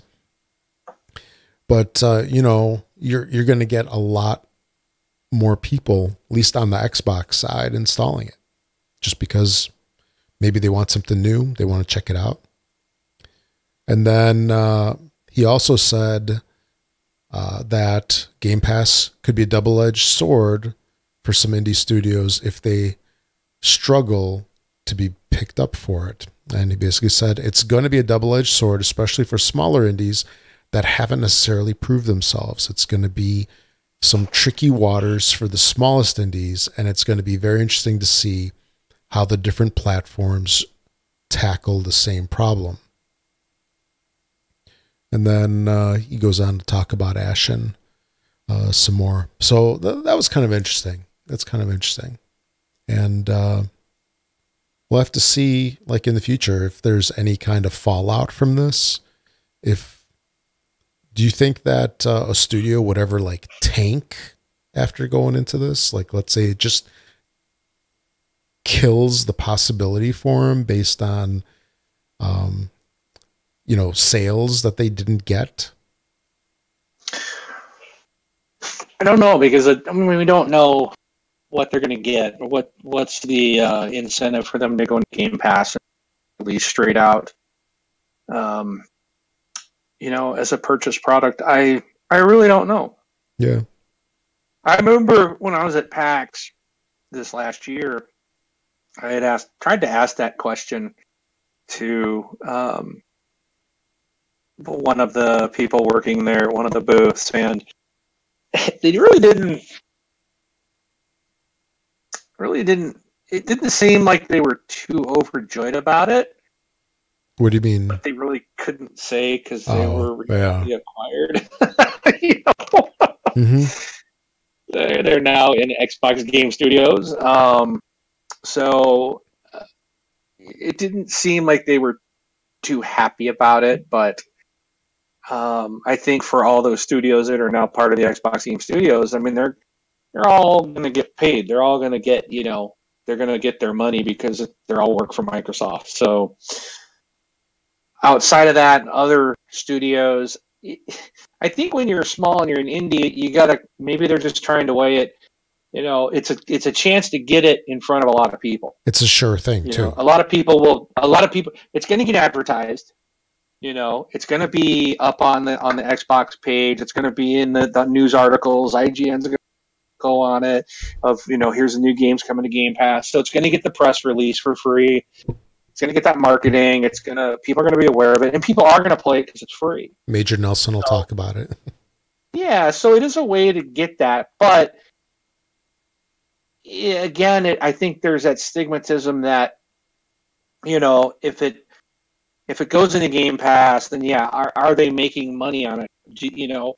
What's I don't know. I really don't know. I don't think you and I would ever get to, because we just don't work on that end of the business, but I'm sure someday we'll hear about it. The interesting thing I would say is, you look at the Netflix model. Netflix really used to be, that's where you went to get content from everywhere. Nowadays, you go to Netflix to watch Netflix content. Yeah, watch their stuff. That's what I expect from Game Pass, to be honest. I don't think you're ever going to see Ubisoft titles in there, like on launch day and stuff. You're going to get stuff from Ubisoft or EA or whatnot well after the fact of where they're not making any money sales anymore. I think that's when you'll see that stuff come in there, because they're going to make money, some kind of money from Microsoft off of it being in there. But I think eventually it's probably just going to be Microsoft titles in there. Mm-hmm. And maybe that's the way it'll end up being, or that their stuff's going to be, and maybe indie stuff. I really don't know. It's an interesting road that they're going down, and things are changing even on the media side. I mean, you look at TV nowadays, like that new Star Trek show, which is absolutely fantastic. Discovery? You can't watch it, though. Yeah, Discovery. You can't watch that unless you're CBS All Access. It's like online through their app. It's not on the regular CBS. A lot of these channels are now starting to do their own kind of platforms, because a lot of stuff has gone to the internet, you know, Hulu and Netflix and Amazon Prime and whatever else, you know. They're a lot of people are now trying to follow that model, but even like the Netflix model's changing. They don't have a whole lot of, like, it used to be a disc thing and brand new movies. I could get brand new movies sent to me on a disc. I could watch them and you send them back. And then it went to this, well, now that we're doing these streaming things and we can't get the movies out right away because studios are starting to want to do their own thing, get a piece of the pie. And, you know, Netflix has changed today big time. You know, there are some big name movies that pop up on there, but most of it, you're watching Netflix original content now. Yep. You know, so I that's what I would expect, and I think we're going to see EA's try to do their own little store. You know, they got the EA Access, and I kind of expect that Ubisoft might probably do the same type of thing, and, you know, subscription us all to death. Yeah. I would like that not to happen. I would like all to be, even if I got to pay more for Game Pass, just have everything go in there. You know, kind of like Steam. But now Steam now they're getting competition from Epic. You know. Oh yeah, Epic. What was that game they released and they wouldn't put it in Steam?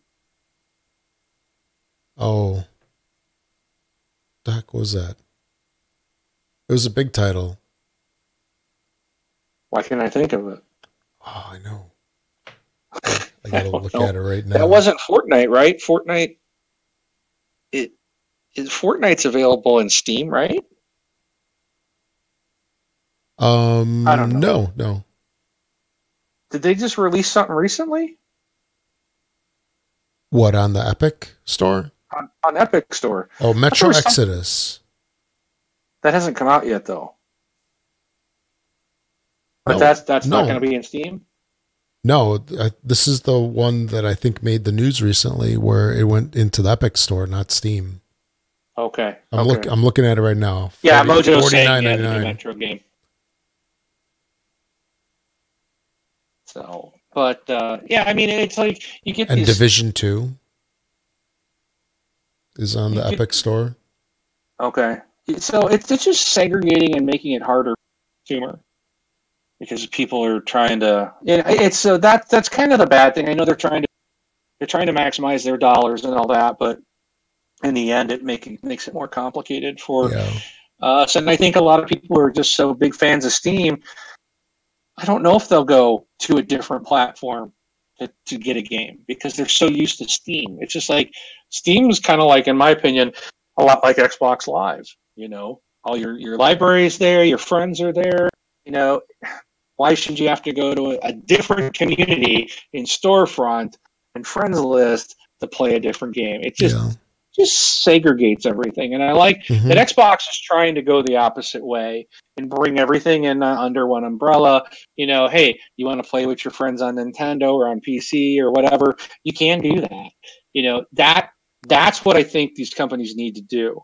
And hopefully Game Pass will continue to be able to bring us things that are outside the Xbox Game Studios platforms, and give us a nice big library. But I don't know what's going to happen. You know, that's kind of going against what everything else is doing. Yeah. You know, and the thing too is, once you get a lot of, so with the Steam store, the good thing about it was that it's massive, right? It's one place, it's massive. It's probably not going to go away anytime soon.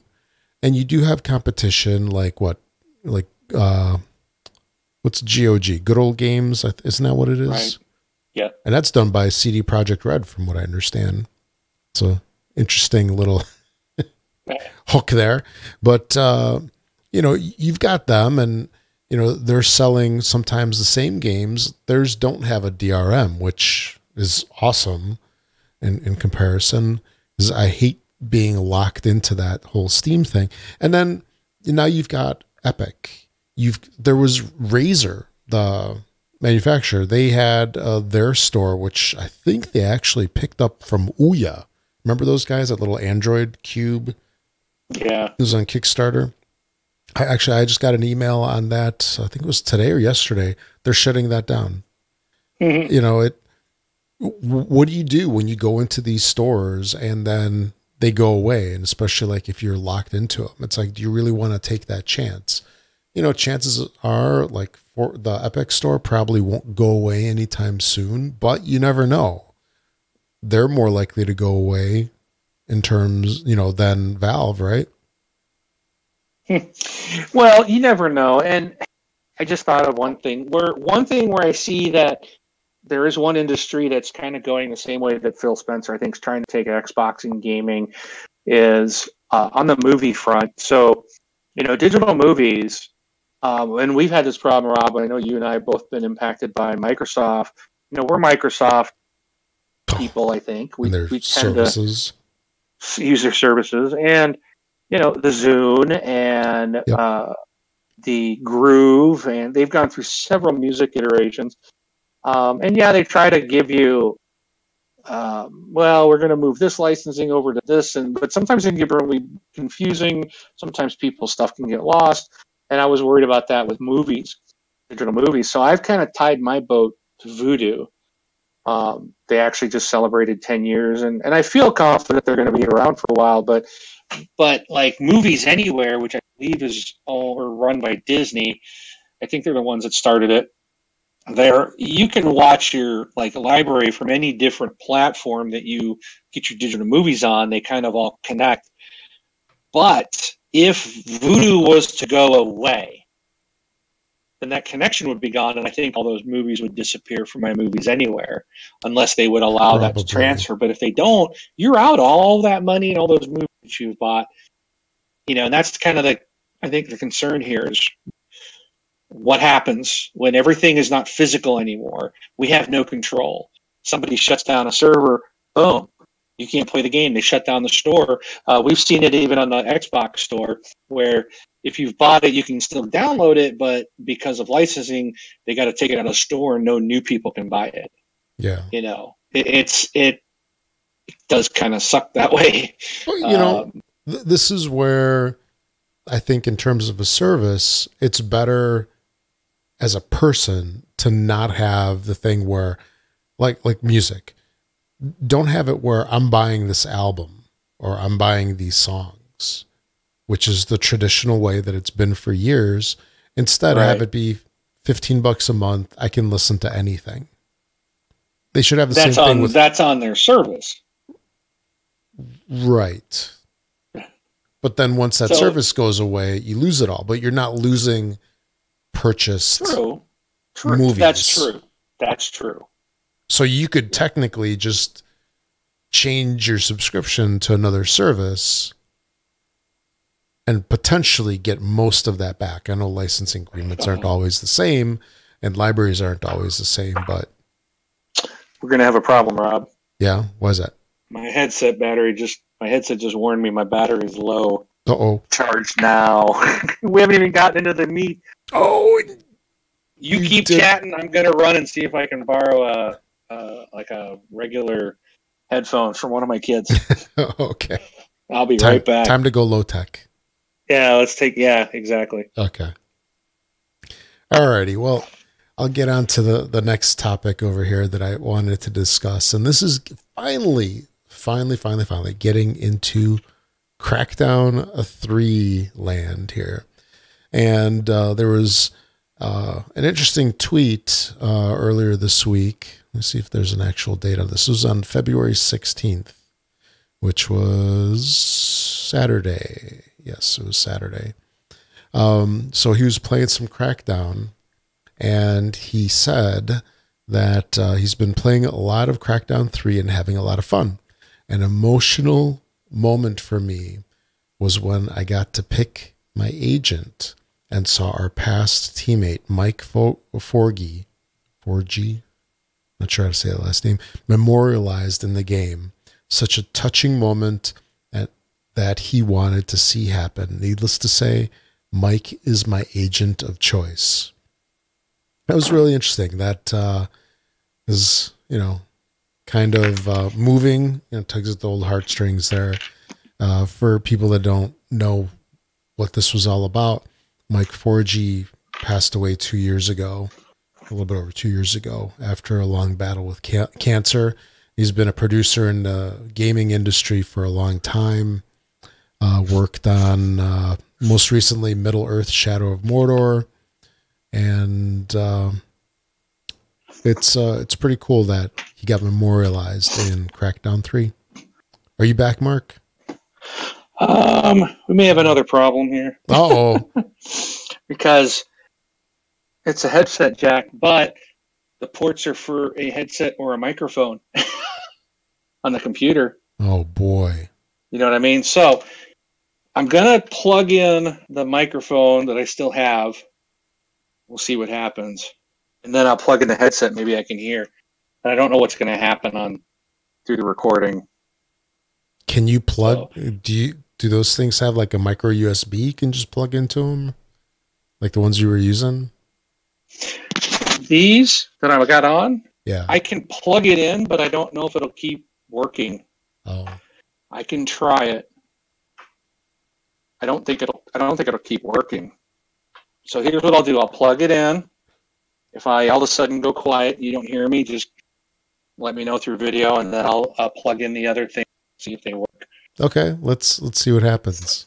Let's give this a shot. I don't know if this will work. And then this thing's going to be sticking out of my ear, but we'll see. This is an extra special treat for everybody, because normally we get to go through audio issues and stuff before we start recording. Now here we get to do it during. Do you hear anything? Does not look like he's hearing anything. I'm guessing. Nope. He's here. I can do the play-by-play. He's now moving on to something else. He looks super happy. He loves technology, by the way. Now he's got some white headphones here. Can you hear something? I think I blasted his ear. I blasted his eardrums. I can't hear you. Test. Oh, yeah. Clear as a bell. Seriously? Yeah. Okay. That sounds good. But I got a really short cord here for the headphones. Heck, you should have used that from the beginning. It sounds much cleaner. Well, it was all disconnected. All the software uninstalled, so I wasn't sure how it would be. Yeah. I was saying on the show a little bit ago, I'm like, normally we have all these issues before. All these audio issues. Now we spent too long talking that my headphones, my Bluetooth were about to die. So yeah, let's see, how far are we into this so far? 1 hour and 38 minutes. Yeah, and they weren't at 100%. Yeah. So we know that those last at least 1 hour and a half normally. At least, yeah. We were testing them. So did you hear anything about what I was saying about that Crackdown 3 story? No. Yeah, Phil Spencer, just to reiterate here, so just so you know, if you want to make a comment on it, because I don't know if you knew this, but Phil Spencer tweeted 2 days ago that he's been playing a lot of Crackdown 3, and he goes, having a lot of fun. An emotional moment for me was when I got to pick my agent and saw our past teammate, Mike Forgy, memorialized in the game. Such a touching moment that he wanted to see happen. Needless to say, Mike is my agent of choice.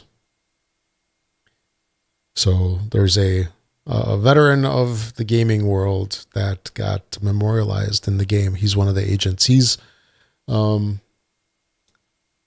agent that has kind of like a big guy. He's got a beard.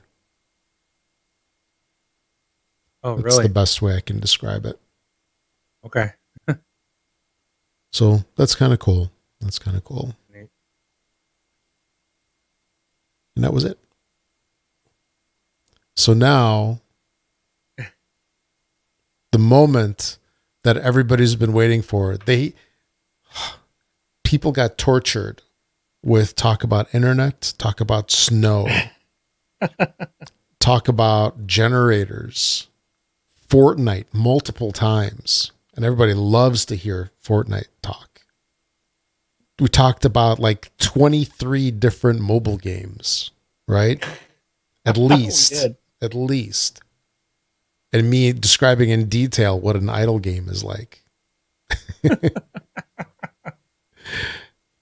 And now, the dessert, the payoff. Hue lights. That's what we're going to talk about now. Hue lights. Oh, we're going straight into the rants. Let me cue up. Don't buy them. No. Crackdown, baby. Yeah. Boom. I'm excited. So, Mark, I have to ask, how long have they teased you? Oh, and everybody else.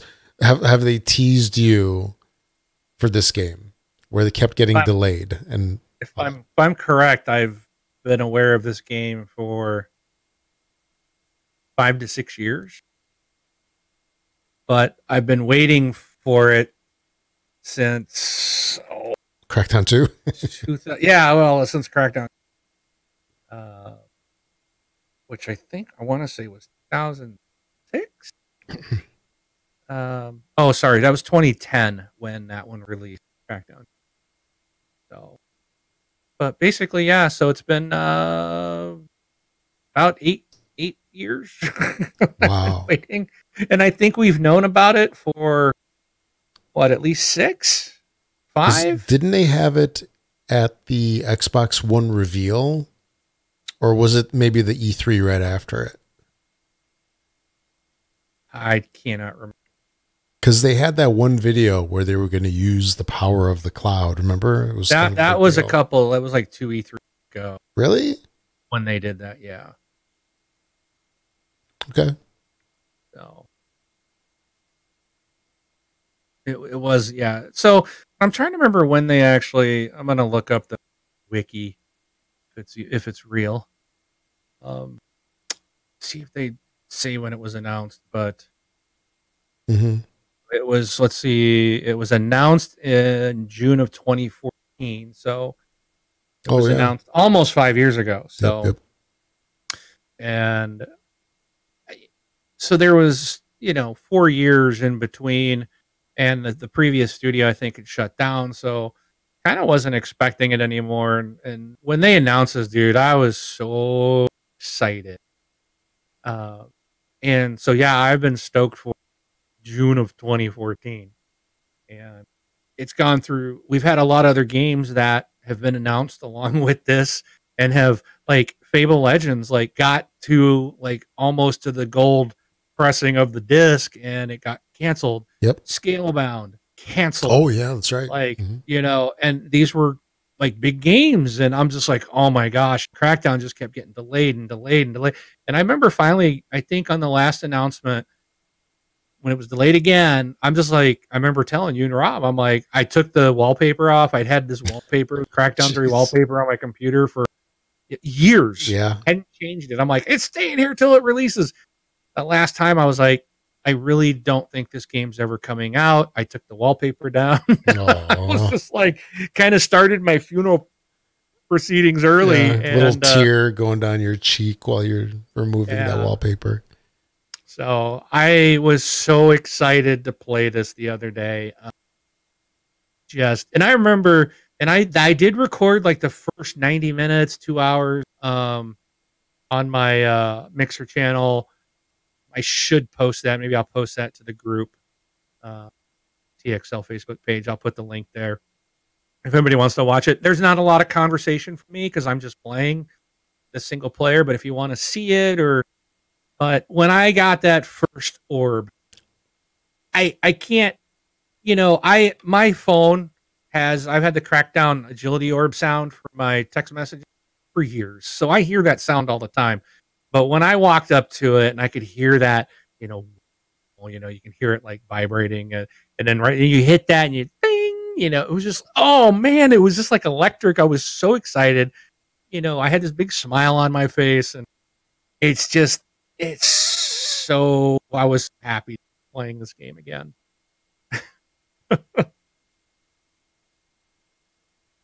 Did you see Lethal Migraine's message? It's fighting words. I'm on Mixer. Oh, I'm not viewing the Twitch feed. I'll read it to you. Crackdown should have been canceled 2 years ago. What a disaster of a game. It isn't fun at all. What say you to that, Mark? You cut out halfway there. So. Oh, I did? Oh, Crackdown should have been canceled 2 years ago. What a disaster of a game. It isn't fun at all. He's clueless.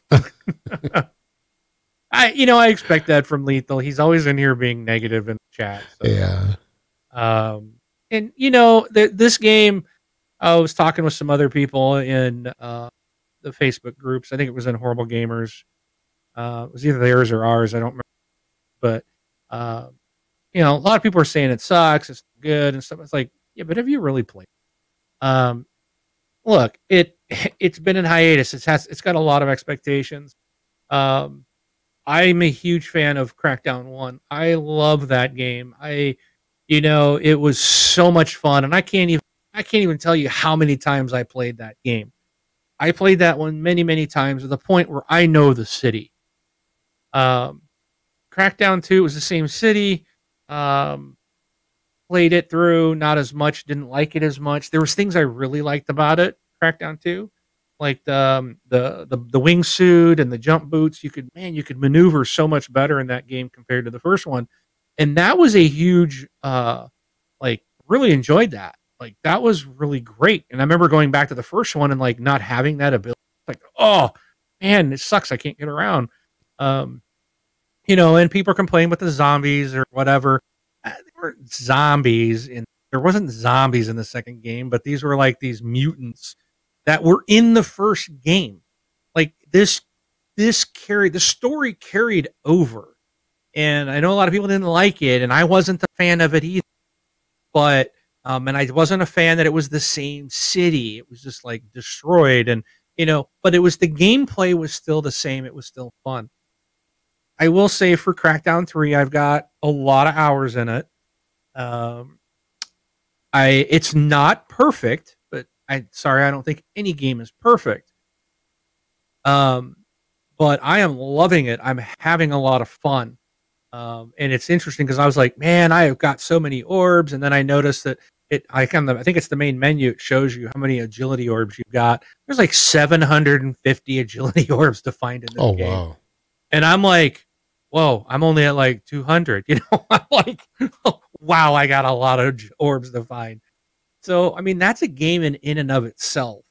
And what I like is that yes, I will spend probably hours and hours and hours just walking around, looking for those things, looking for the hidden ones. I did it the first game, found them all.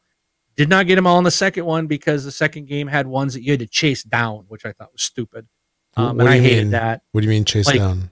There was they're moving. Orbs, they moved. Oh, you had to get in a car, and try to chase them down.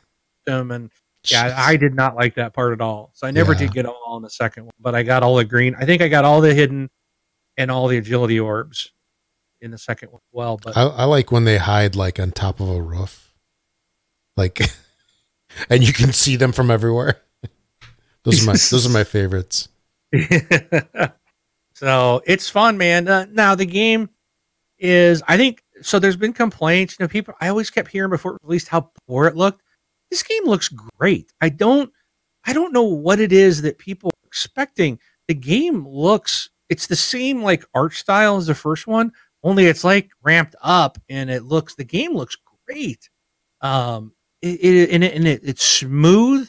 It runs. I've had tons of explosions, and I haven't had any hiccups. Okay, well, so let me clarify that. On my Xbox One X, the game runs amazing. Never has it. On my S, I've had a couple moments where it would pause for a second. Maybe a little stutter when there was a whole bunch of stuff blowing up. So that might be an issue on S or original Xbox. I haven't played it on the original one. But on the X, everything runs smooth. It looks great. The gameplay is, to me, the gameplay is the same as the first game, which is great. It has that feel. It's a little different. It does feel different. Climbing the buildings and stuff is different. But it still has everything's still there. My real only complaints that I've seen so far is that it seems like every mini boss is in a robot. They're in this robot thing, mech unit, and I'm like, I think that's kind of stupid. The story is okay, but I don't play Crackdown for the story. I will say that I don't think this one's going to be very memorable. Like the original game, I still remember it was Los Muertos and the Volk and the Shai Gen. Like I still remember the three gangs.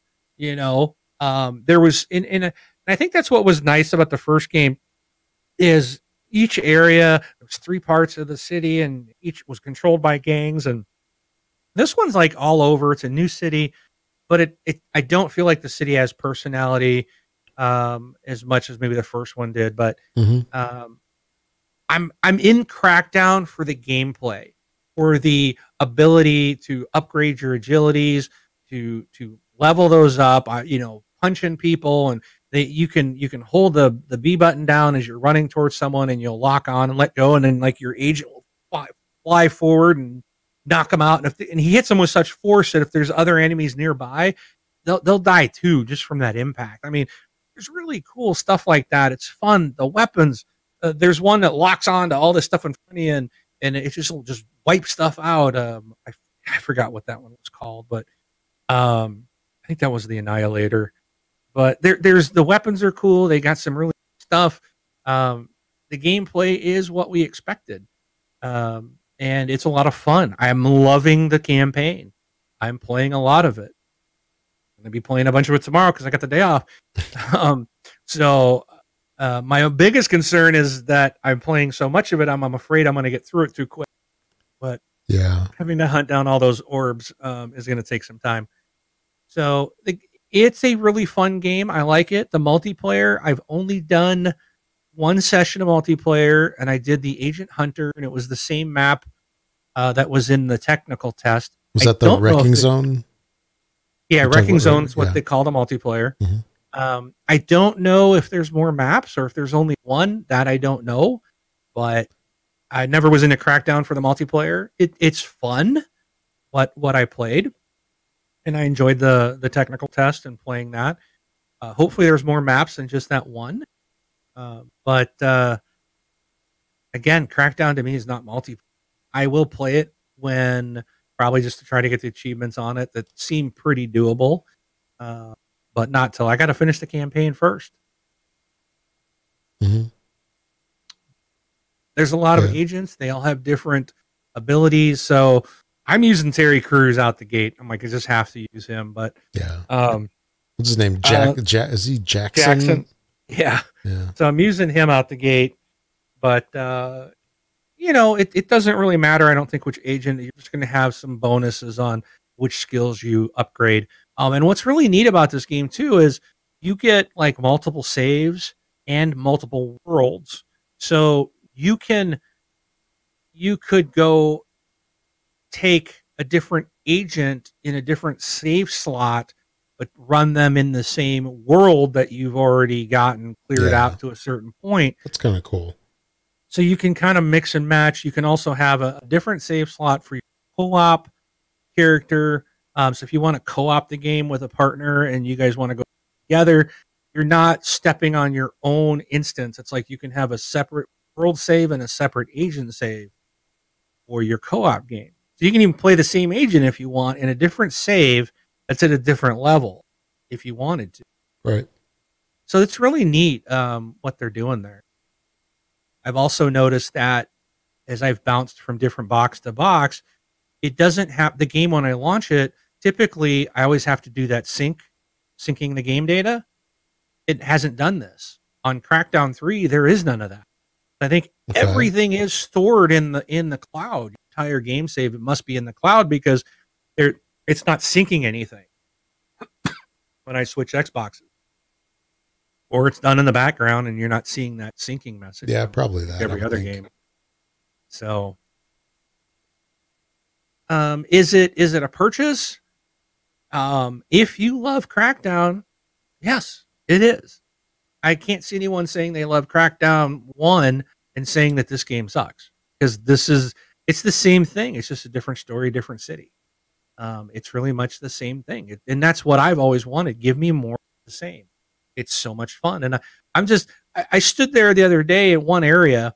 I was by a supply point, and I mean, I just stood there and battled probably for a half hour or more, as more and more agents or enemies just kept coming, and they were getting bigger, and they were sending vehicles and flying vehicles and just robots or mechs and stuff. And it just, all I had to do was go run over the supply point, which is great, and you automatically resupplied. So I'm just like grenading and rocket launching and just doing all this stuff and having a blast. And it's just, everything's exploding, and it's fun. Like, I didn't even care. I'm going to stay here and just beat up people, kill people as long as I possibly can. Yeah. Because it was just that much fun. That's what Crackdown's all about. Mm-hmm. I don't see the hate. Is it the best game ever? No, probably not. But again, it depends on what you want. To me, gameplay is number one. Things that are fun to play. This game is fun to play. I think the story is lackable. There's nothing special. I think it's kind of corny. But you know, every mini boss is in a mech. Like, I think it's kind of stupid. It really is. It's kind of dumb, but there's a lot of platforming, and I hit a boss that I haven't been able to get past yet. Dude is tough. I'm not sure what I'm gonna do, but I left the building and went on and went searching for more orbs and other things to do, and I'll come back to them. Yeah. But yeah, I think that's kind of my opinion on it. Mm-hmm. Did you get a chance to play it at all? Yeah. I played it some. It really reminds me of almost like a Spider-Man game for some reason. I keep thinking Spider-Man like every time that I play it. I don't know if it's just the way that he jumps around, or there's no web, of course, but just him just jumping around.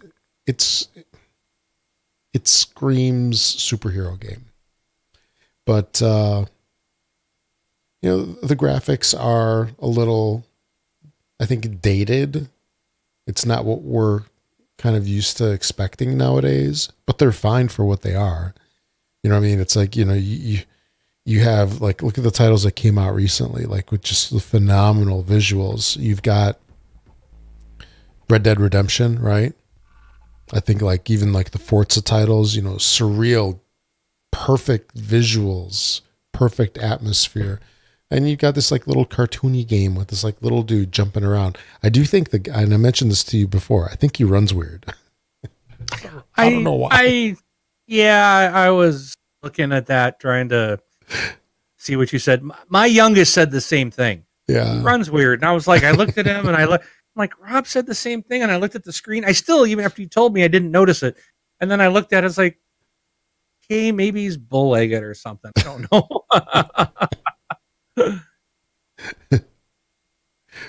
Or there's this ice queen in Fortnite. She makes this comment and Save the World. She's like, "You're like a bow-legged snowboarder." Maybe that's what he's like. Muscles are so huge, they're gonna bow. But yeah, so just for everybody's sake, I guess, if you watch him run, like if he's running like straight, his legs, like, they go out on the side somehow. He doesn't run straight with his legs. But I mean, it's perfectly fine. It's just nothing. What was maddening was in that intro on the Xbox, the lip sync. Who cares? I know that's it. It's not that it matters, but really, come on. I thought it was my TV, because sometimes TVs can do like lag or something.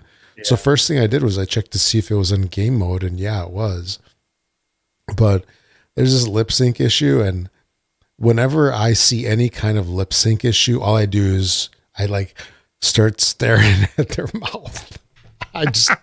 I can't not notice it. It's weird because I haven't noticed it. And usually I notice that stuff, and I'm with you, man. It annoys me too. Yeah. I'm glad I haven't seen it or noticed it. Yeah. Or I just basically chalked it off to my boxes on the alpha, that whatever that name is for that super Alpha ring. Not just alpha, but that like early skip ahead. Early alpha. Yeah. Ahead. Super fast, fresh. Yeah. It's like wet program. Yeah. Get it before everybody else. And then of course get all the pain before everybody else too. When stuff doesn't work right. But then I saw Jesus mentioned it. I don't remember if it was ours or the Horrible Gamers Facebook group, but one of those two, he mentioned it, so I had to chime in. He's just a hater. He's a Sony fanboy at heart.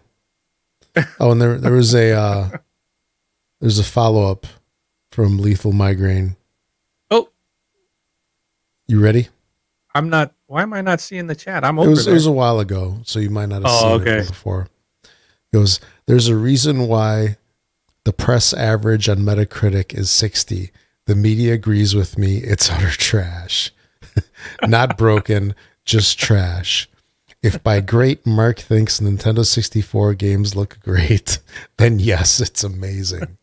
Congrats, Mark. You're the one person playing it. I'm not the one and only. I know that. There's a couple, 2-3 more people playing. I know at least Dirty Bites out there playing. Yeah. He's got the same opinion as I do. Super friggin' fun. You know, there was an article that I read talking about Crackdown, and you know, they weren't hating on it or anything like that, but they said that it just didn't it lacked a little bit of substance in terms of longevity. And it really wasn't about Crackdown. The article wasn't. It was more about Game Pass and saying that Microsoft technically doesn't necessarily want people to get stuck in Game Pass games. They want people just to play lots of games. So what they were basically alluding to was that Crackdown was, you know, it's a Microsoft release, Microsoft Studios, or what's the new title? Xbox Game Studios. Yeah. Yeah. So it's their release. They're not really incentivized necessarily to make this huge game that you're going to be playing forever and ever and ever. They just want you to play more and more games. You know what I mean? It's so they might give you a game that only you can play in 5-10 hours or whatever, and then they want you to move on to something else. I don't think so. No, I don't think that. I don't necessarily agree with that. Phil Spencer, he's a huge fan of this game. I don't think, and I don't believe he would go in there and say, "Okay, make this no 5 hours." You know, make it a quick mobile game type. I don't believe that's what they're doing. He's empowering these developers, letting them build the game they want, giving them the time. Look at the time that they've delayed this game for a long time. If it was just going to be whip it out, get it out there so that they can play it and move on, this game would have been released years ago. So I don't, you know, not everybody agrees with me. That's fine. I wouldn't have to. I don't with that article. I don't see the reason for. I don't understand the reviews on this. Is it perfect? No, I said that myself. I'm a huge fan of the game. It's not perfect. I actually had a mini boss or one of those metro monorail stations. The boss there glitch out, like he didn't appear. It was saying he was there. I left the area, came back later, refought it, and then he appeared and I killed him. So, you know, it's a game. There's glitches. But it's not anything. Nothing has been game breaking. The game is running great. Even the multiplayer day one was working. You know, we can't say that about a lot of games. This one worked great right out the gate. So, you know, they've got some things they're working on. There's some things they're going to continue to add to it. Like Xbox Live parties aren't there, but they explained that. They had a video I saw the other day. They explained why that wasn't there. Because of all the new, and that's another thing too, people got to understand. This game is bringing in new tech of, you know, this is like the first of a fully cloud-based gaming. I don't know if you noticed, but the downloads to these two versions, there was not a lot there. I was surprised how small the installs. even on the campaign. I think the campaign was 15 gig and multiplayer was like 5. I'm going to pull it up and look at that again because I was like, that is really small. Yeah, it's not like real world graphics and everything, but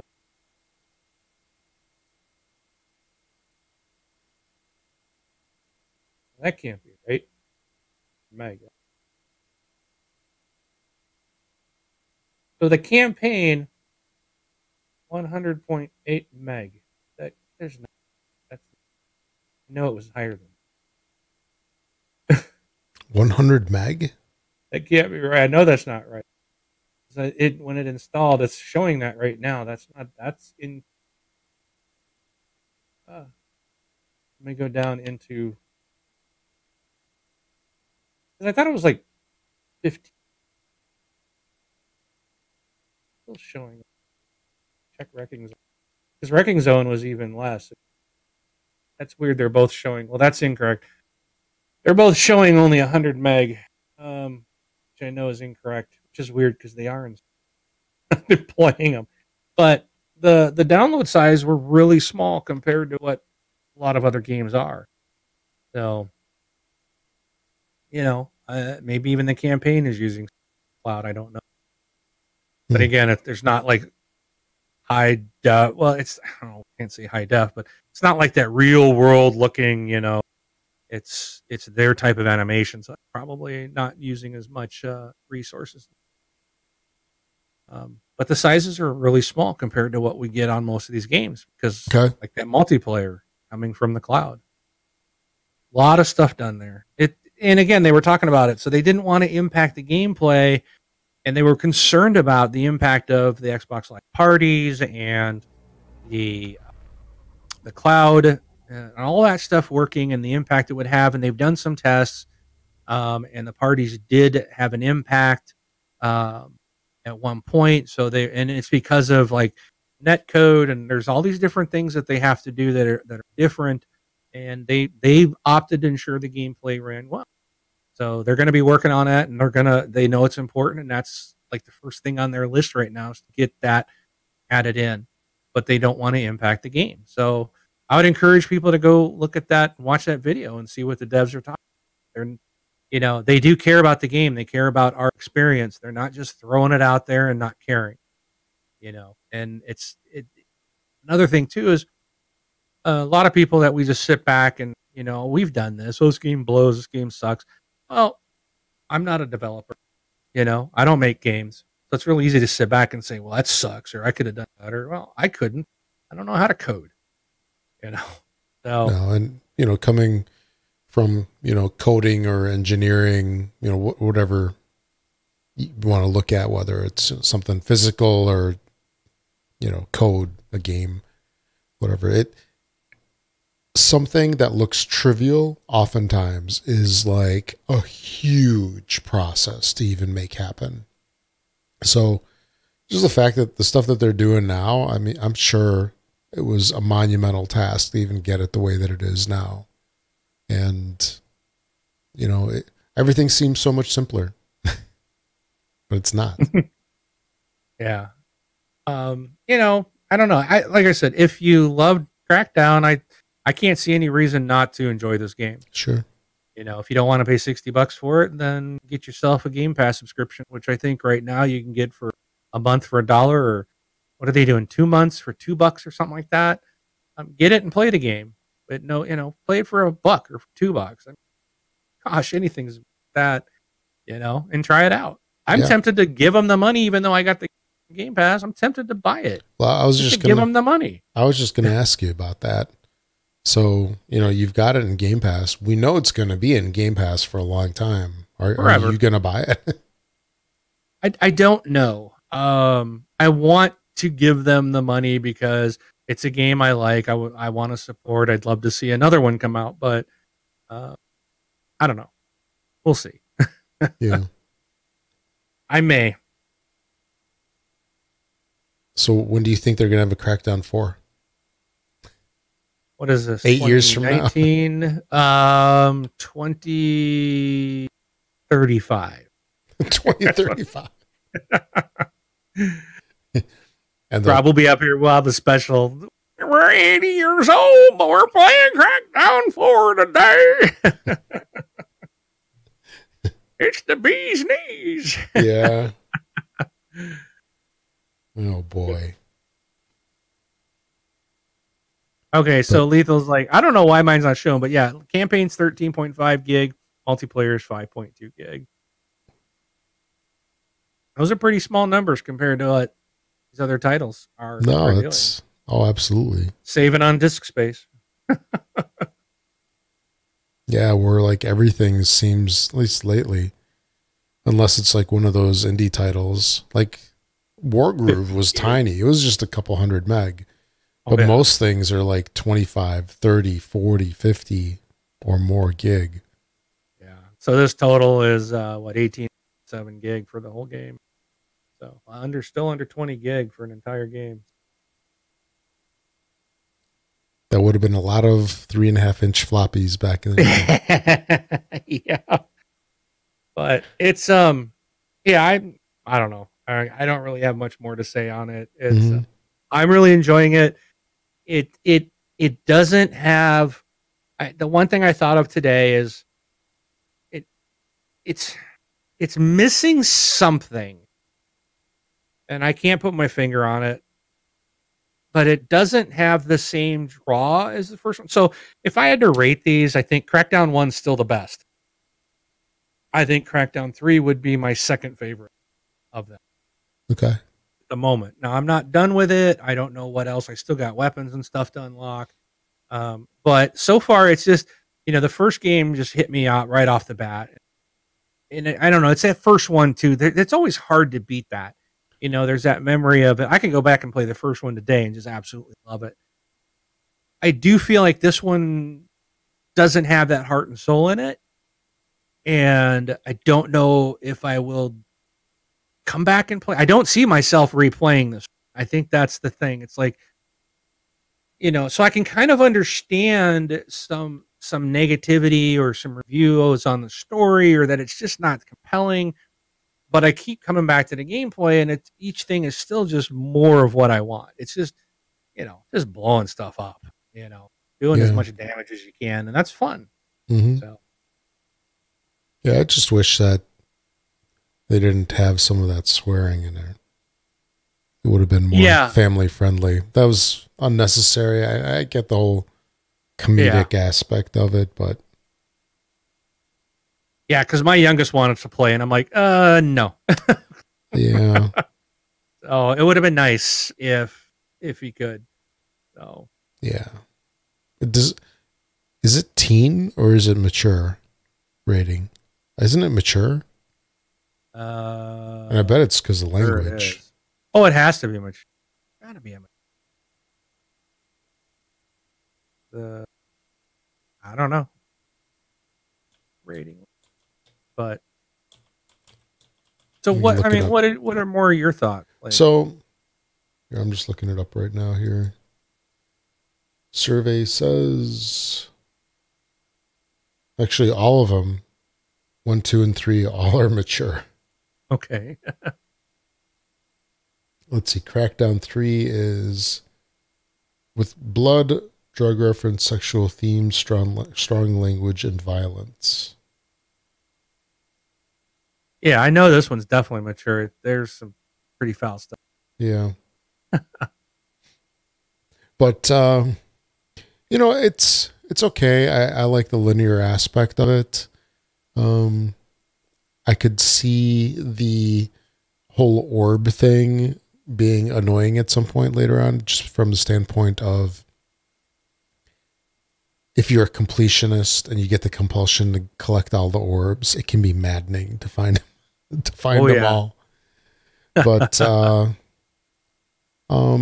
have a little bit of a problem. So I haven't played 1 and 2, I think, at all.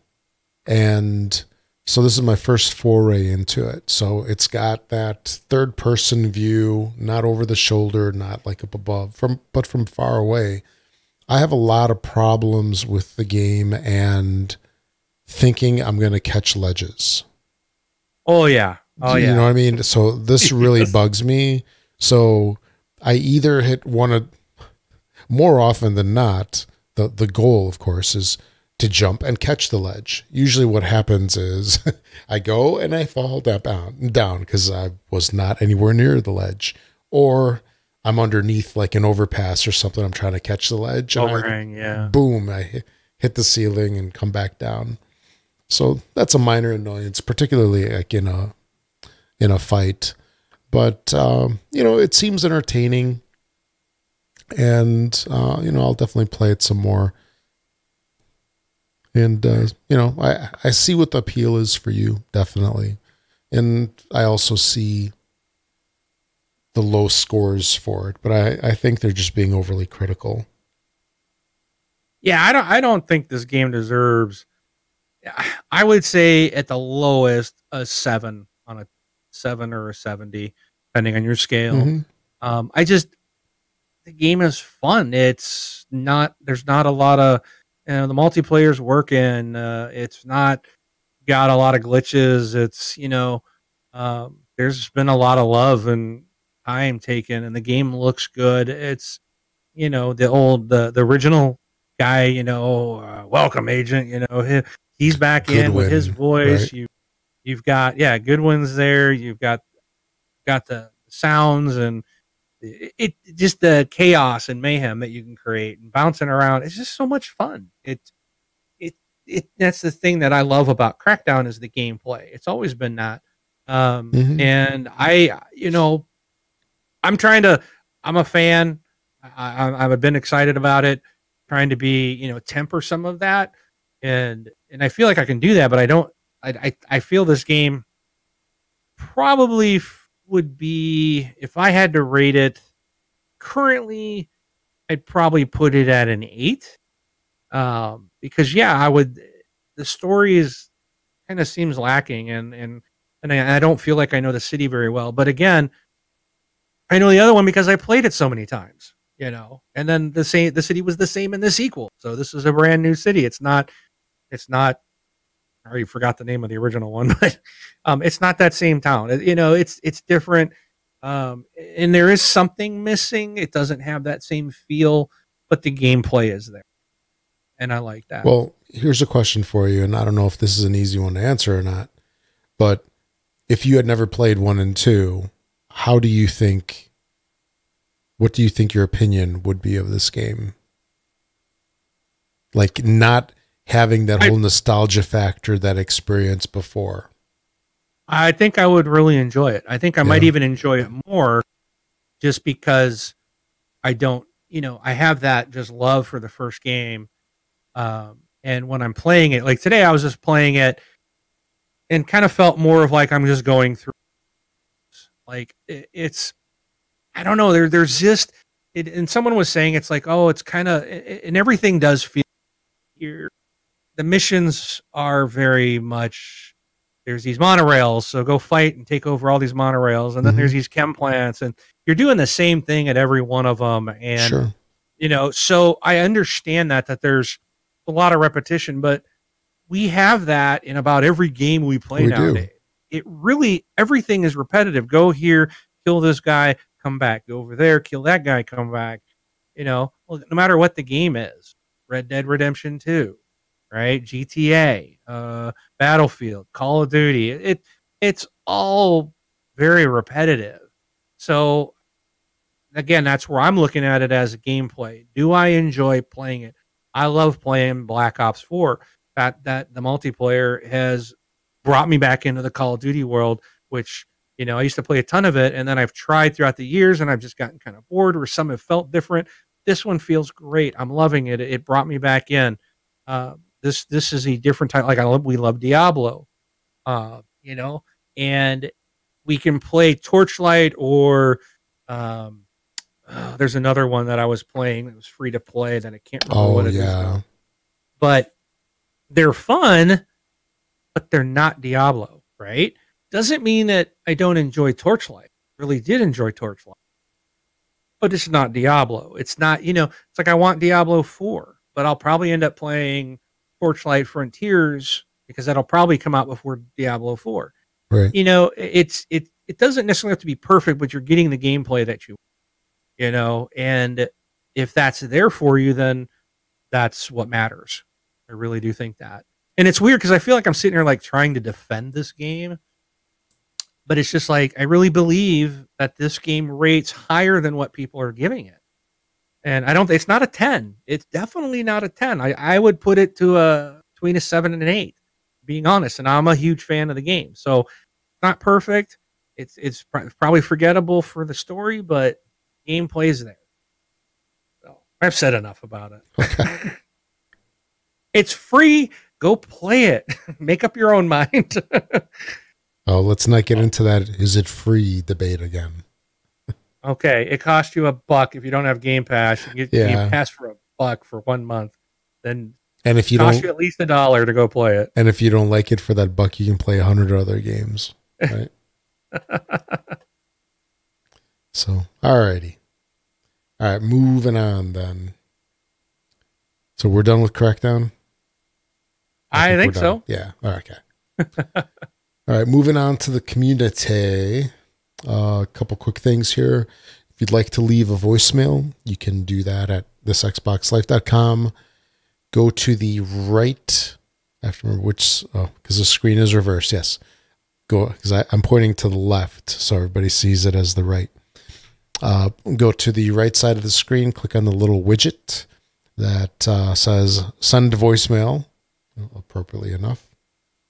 And you can leave a recording up to 90 seconds, not 90 minutes, 90 seconds at a time. If you need multiples, you can do multiples, or if you need to go longer, you can do multiples, or you can alternatively send an MP3 over to contact@thisxboxlife.com. And we got a message from CatFlap1970 this week. And let me cue that up right now. Which one? No, this is the one here. All right, here we go from CatFlap. Morning, guys. CatFlap again from the UK. New Dawn, no. Far Cry New Dawn. You've completely sideswiped me on that one, Rob. I was going to do Forza Horizon 4. Then I was going to go into Battlefield 5 and Red Dead 2. But now with Far Cry New Dawn coming out, I've always done the Far Cry series. I'm a little unsure of, is it going to be just a reskinned game? You play it for 10 minutes and then get bored of it? Or, I don't know, a little bit unsure what to think about the new Far Cry game. Any advice from the community would be much appreciated. Or anyone who tries it, because I normally buy the game a few weeks after, because it's normally, like you say, it's like half the cost. Yes, my gaming calendar is now smashed. Do I go for it, gentlemen, or do I not? This is the question. See you later, guys. Bye. Okay, Mark, do you remember what his question was from earlier? And I like I said earlier, so CatFlap, I'm gonna let me play a little more, and then I can give you a better, honest answer to that for the Far Cry question.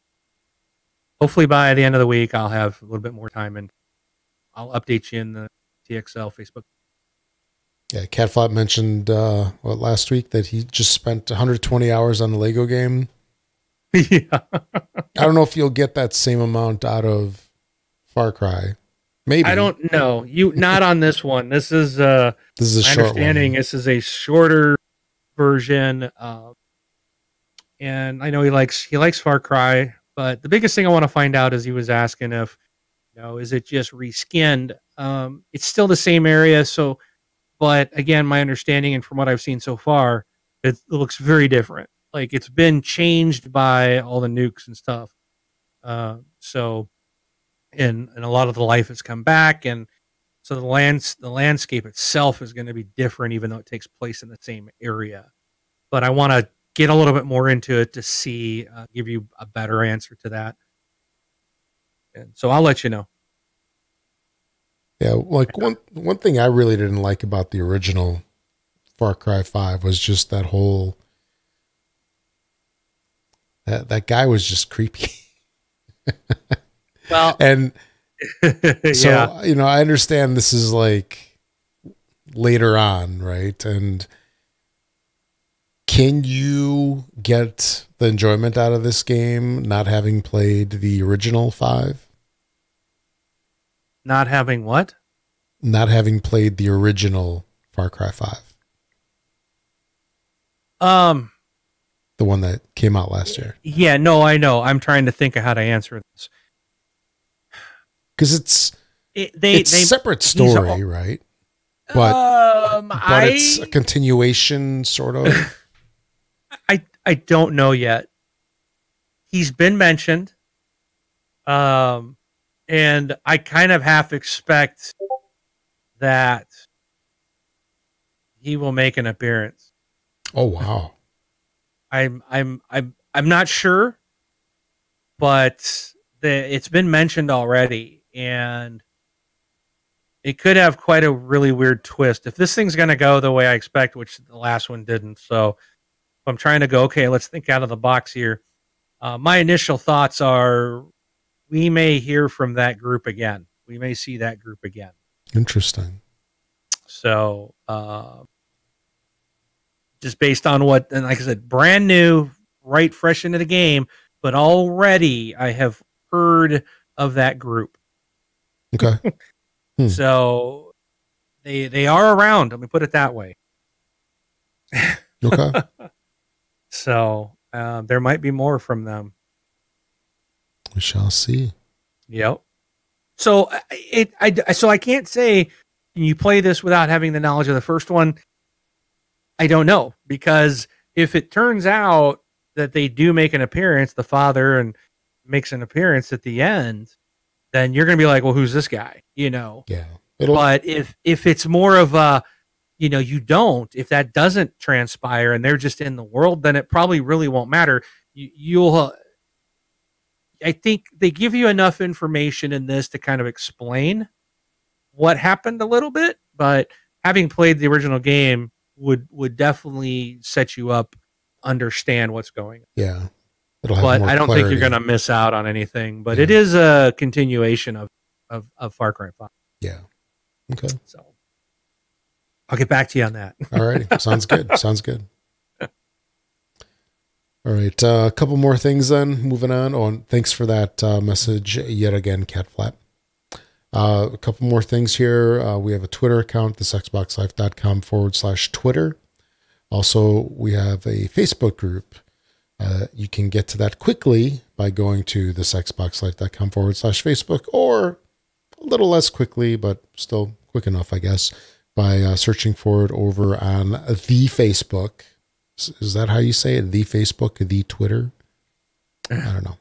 But that is a closed group, which basically means that you do have, if you're not a member of it already, you have to ask for membership and answer 2 simple questions to get in the group.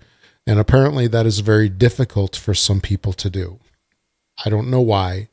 Answer 2 questions. Just answer them. So a lot of people don't even bother, but I did notice the other day. So someone, like, you can go in. I think one of the problems is you need to keep an eye on that. You do. I noticed it though. If I am in the group and I like suggest someone, a friend of mine, somebody adds you, or yes, then it'll say like waiting on the questions, but you can see that someone that's a member of the group added them. Right. So then I don't know if they're gonna, that person probably never got questions sent to them or anything. It's probably just someone's in the group trying to bring someone else in. Yeah. So you'll have to use your judgment on that one. But that was the first time I've noticed. Mm-hmm. So something to keep an eye out for. But yeah, so let's say if you're trying to come in for the first time and you're not being recommended by somebody, just answer the questions. Yeah. And the closed group just basically means that messages within the group stay within the group, and people outside the group don't see that you're posting in there. Alrighty. So we have the section for the retail releases. So here we go with that. Okay, Rob, what you got for us today? What you got for us to play? Give us It's a list of games that we can buy and play. Okay, Rob. Okay, for the week of February 19th through the 20th, there's a couple games. I must mute myself because I must cough. Hang on. Yeah. All right. All right. Don't forget to No, I think I got myself fine this time. I drank my water. Like I wasn't anticipating a 3-hour show tonight, so I drank my water like 2 hours ago. I obviously didn't prepare enough. But anyway, for the week of February 19th through the 22nd, we have on the 19th, Almost There, the platformer. Almost There, the platformer. On the 20th, we have Daggerhood. On February 22nd, we have Anthem. That one is Xbox One X Enhanced. And that's for the people that are not members of Access or Origin, because they're already, the members of those groups are already playing it. And, right. This will be the official release. Yeah. And then we have on the 22nd, continuing, is a couple more Unexplored, Unlocked Edition, Yonder, the Cloudcatcher Chronicles, and Queen's Quest 2, Stories of Forgotten Past. So Anthem is definitely the shiny penny of the week. The one that most people are waiting for. Games with Gold did a little switcheroo recently. What was it, last Friday, I think? Friday, Saturday. And on Xbox One, we have, for February, continuing through the end of the month, Bloodstained Curse of the Moon and Super Bomberman R started up on the 16th. And Xbox 360 and back compat, we have Jedi Knight Jedi Academy. This is old school from the original Xbox. This is going from the 16th through the 28th. So if you want to be reminded, in case you forgot what the original Xbox graphics were like, go for it. And Jedi Knight is actually a pretty good game, or it was a pretty good game. I don't know. I'm almost scared to try it. Yeah. I'm just thinking, like, if I showed it to my son, I'm like, look at what games were on the original Xbox. He'd be like, this sucks, Dad. Yeah. Anyway, but a couple more quick announcements.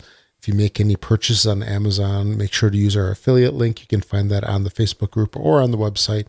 Use the affiliate link each and every time you make your purchases. We get a tiny little finder's fee for sending you their way, and it's a great way to support the show. Also, if you're an iTunes user, find us on the iTunes store. Give us a 5-star rating. The more ratings that we get, the more we get bumped in the ratings.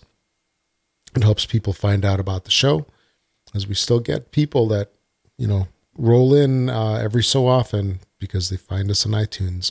They're looking for that Xbox podcast, and they find us on there. And also make sure to follow us on Mixer, Twitch, and YouTube. And thanks to Learned Your Lesson for the music. And that's about it. Anything else you want to add about Crackdown? I think you're done. Play it. Give it a year. Give it a chance. Give it a chance. Do it. Hey, I don't care if anyone else really plays it. Yeah. I got to play it. I wasn't expecting it, so I'm certainly not expecting Crackdown. Yeah. You know what? I get to play it. It's finally here. I'm happy. Yeah, just the more games that we get, the better. And especially like if you're on Game Pass, it's priced right? outside of your $10. And put it this way, if I had paid $60 for it, I wouldn't be unhappy about it. Yeah. Oh yeah. No, I can say that. I got it free and I'm considering still giving them $60 for it. Mm-hmm. Okay, awesome. Well, Mark, thanks for joining us, and I hope you'll be back on the show sometime soon. Sure. I know you, yes, next week. Just work through your microphone issues first. Your headset microphone issues. We'll see. Now that I know this microphone, I can just plug it into the front panel. No. Like I said, I removed all the software stuff. So if this Yeah. still works, it sounds okay. I know it's got to be better than my Bluetooth headset because that No, thing's got a real sensitive mic. Yeah, But- well, there was a lot of like crackling noise on that headset. This one sounds perfect, nice and clean. Okay. You just need Well, you need a longer set of headphones. So Yes, I do, and I've got them kink your somewhere. neck. They're just packed away somewhere. Yes. In fact, they're probably sitting right here on my desk. I'll bet you they're right here, and I didn't see. Ah, crap! Oh, They're right. I think they're right here. They're right here. Nice. I think I Oh, my minimized nice Discord. Bose one. I think I minimized Discord, and you were frozen for I don't know how was. long. Oh well, Yeah. I was scrambling. Maybe I'll come back next week. Because I would like as Anthem's going to be out. So, Oh yeah. so maybe I'll come by and then maybe I can give you a little bit more update on Far Cry and impressions of Anthem. Yeah, I'm sure Cat Flap would love to hear that. And I mean, this has been a crazy 2 weeks, right? Yes. So many titles. Crackdown, Far Cry, what was Metro Exodus, which I haven't really heard a lot about. I haven't really been looking for it either. Just because, I mean, everybody's playing Apex Legends, Yeah. Crackdown, Anthem. It's just so much stuff within 2 weeks. It's like the big rush before Crazy. Christmas, but it's in February. You know what I mean? Because what was it, like September, October, November? Usually there's all those releases that come out one after another. Where everything comes out. Yeah. And here we are in February enjoying that as well. Yeah, exactly. It's great. So, yeah, I'm curious to see how Anthem shakes out because I haven't been reading up anything on it lately. I played the demo that they had. Well, I tried to play the VIP demo or VIP demo. Yeah. And I couldn't get it to work. And then I played a little bit of the regular demo that they had, but that didn't have much of a story. You could finish that story pretty quick. You played that, right? Which With one? Matthias, the Anthem demo? I didn't The second one or finish. I didn't finish it. no? Yeah, it wasn't very long. It was only a couple of missions and then it was over. I think I was. Oh, actually, I take that back. I did finish the missions. I was working on what is that thing? A stronghold, I think. I think that's where I was. We were working on one of those. That was the last time I played. So I'm Yeah. looking forward to that game. So I think Yeah. it's going to be a lot of fun. Yeah, briefly there for a little while, I was actually thinking about, because I don't often pre-order games, and I pre-ordered that one, and I was like, man, with all this other stuff that's coming out, I'd almost rather just hold off playing Anthem for a while and just do some of that other stuff. But Yeah. it's probably the best time to play it while everybody else is playing it. Instead Yeah. of waiting. That's going to be a hard game to play, I think, by yourself. So, Yeah, to play later. and then we are 4 weeks away from Tom Clancy's The Division 2. Oh yeah, that's right. So it's a crazy little 5-week spurt here with a whole bunch of stuff to play. A little crazy. Yeah, the second half of December, not December, winter. Yeah. This year has been pretty good. A lot of good gaming. So, all right. So hopefully we'll see you next week, and it's good to have you back this week Thanks. and next It was week fun. maybe, and the week after maybe. I don't know. We'll see. No. No. Okay. I don't know. You won't say that when you get my bill for my guest spot. Well, I charge I'll guest hosting now. I'll quadruple your previous salary. How's that? Okay. Yeah, no, not permanent, but I'll come back. I'll come back on next weekend. Awesome. All right. All right, folks. My name is Rob, also known as Presar. Thanks for listening, everybody. I'm Mark, aka Wingman 709, taking off.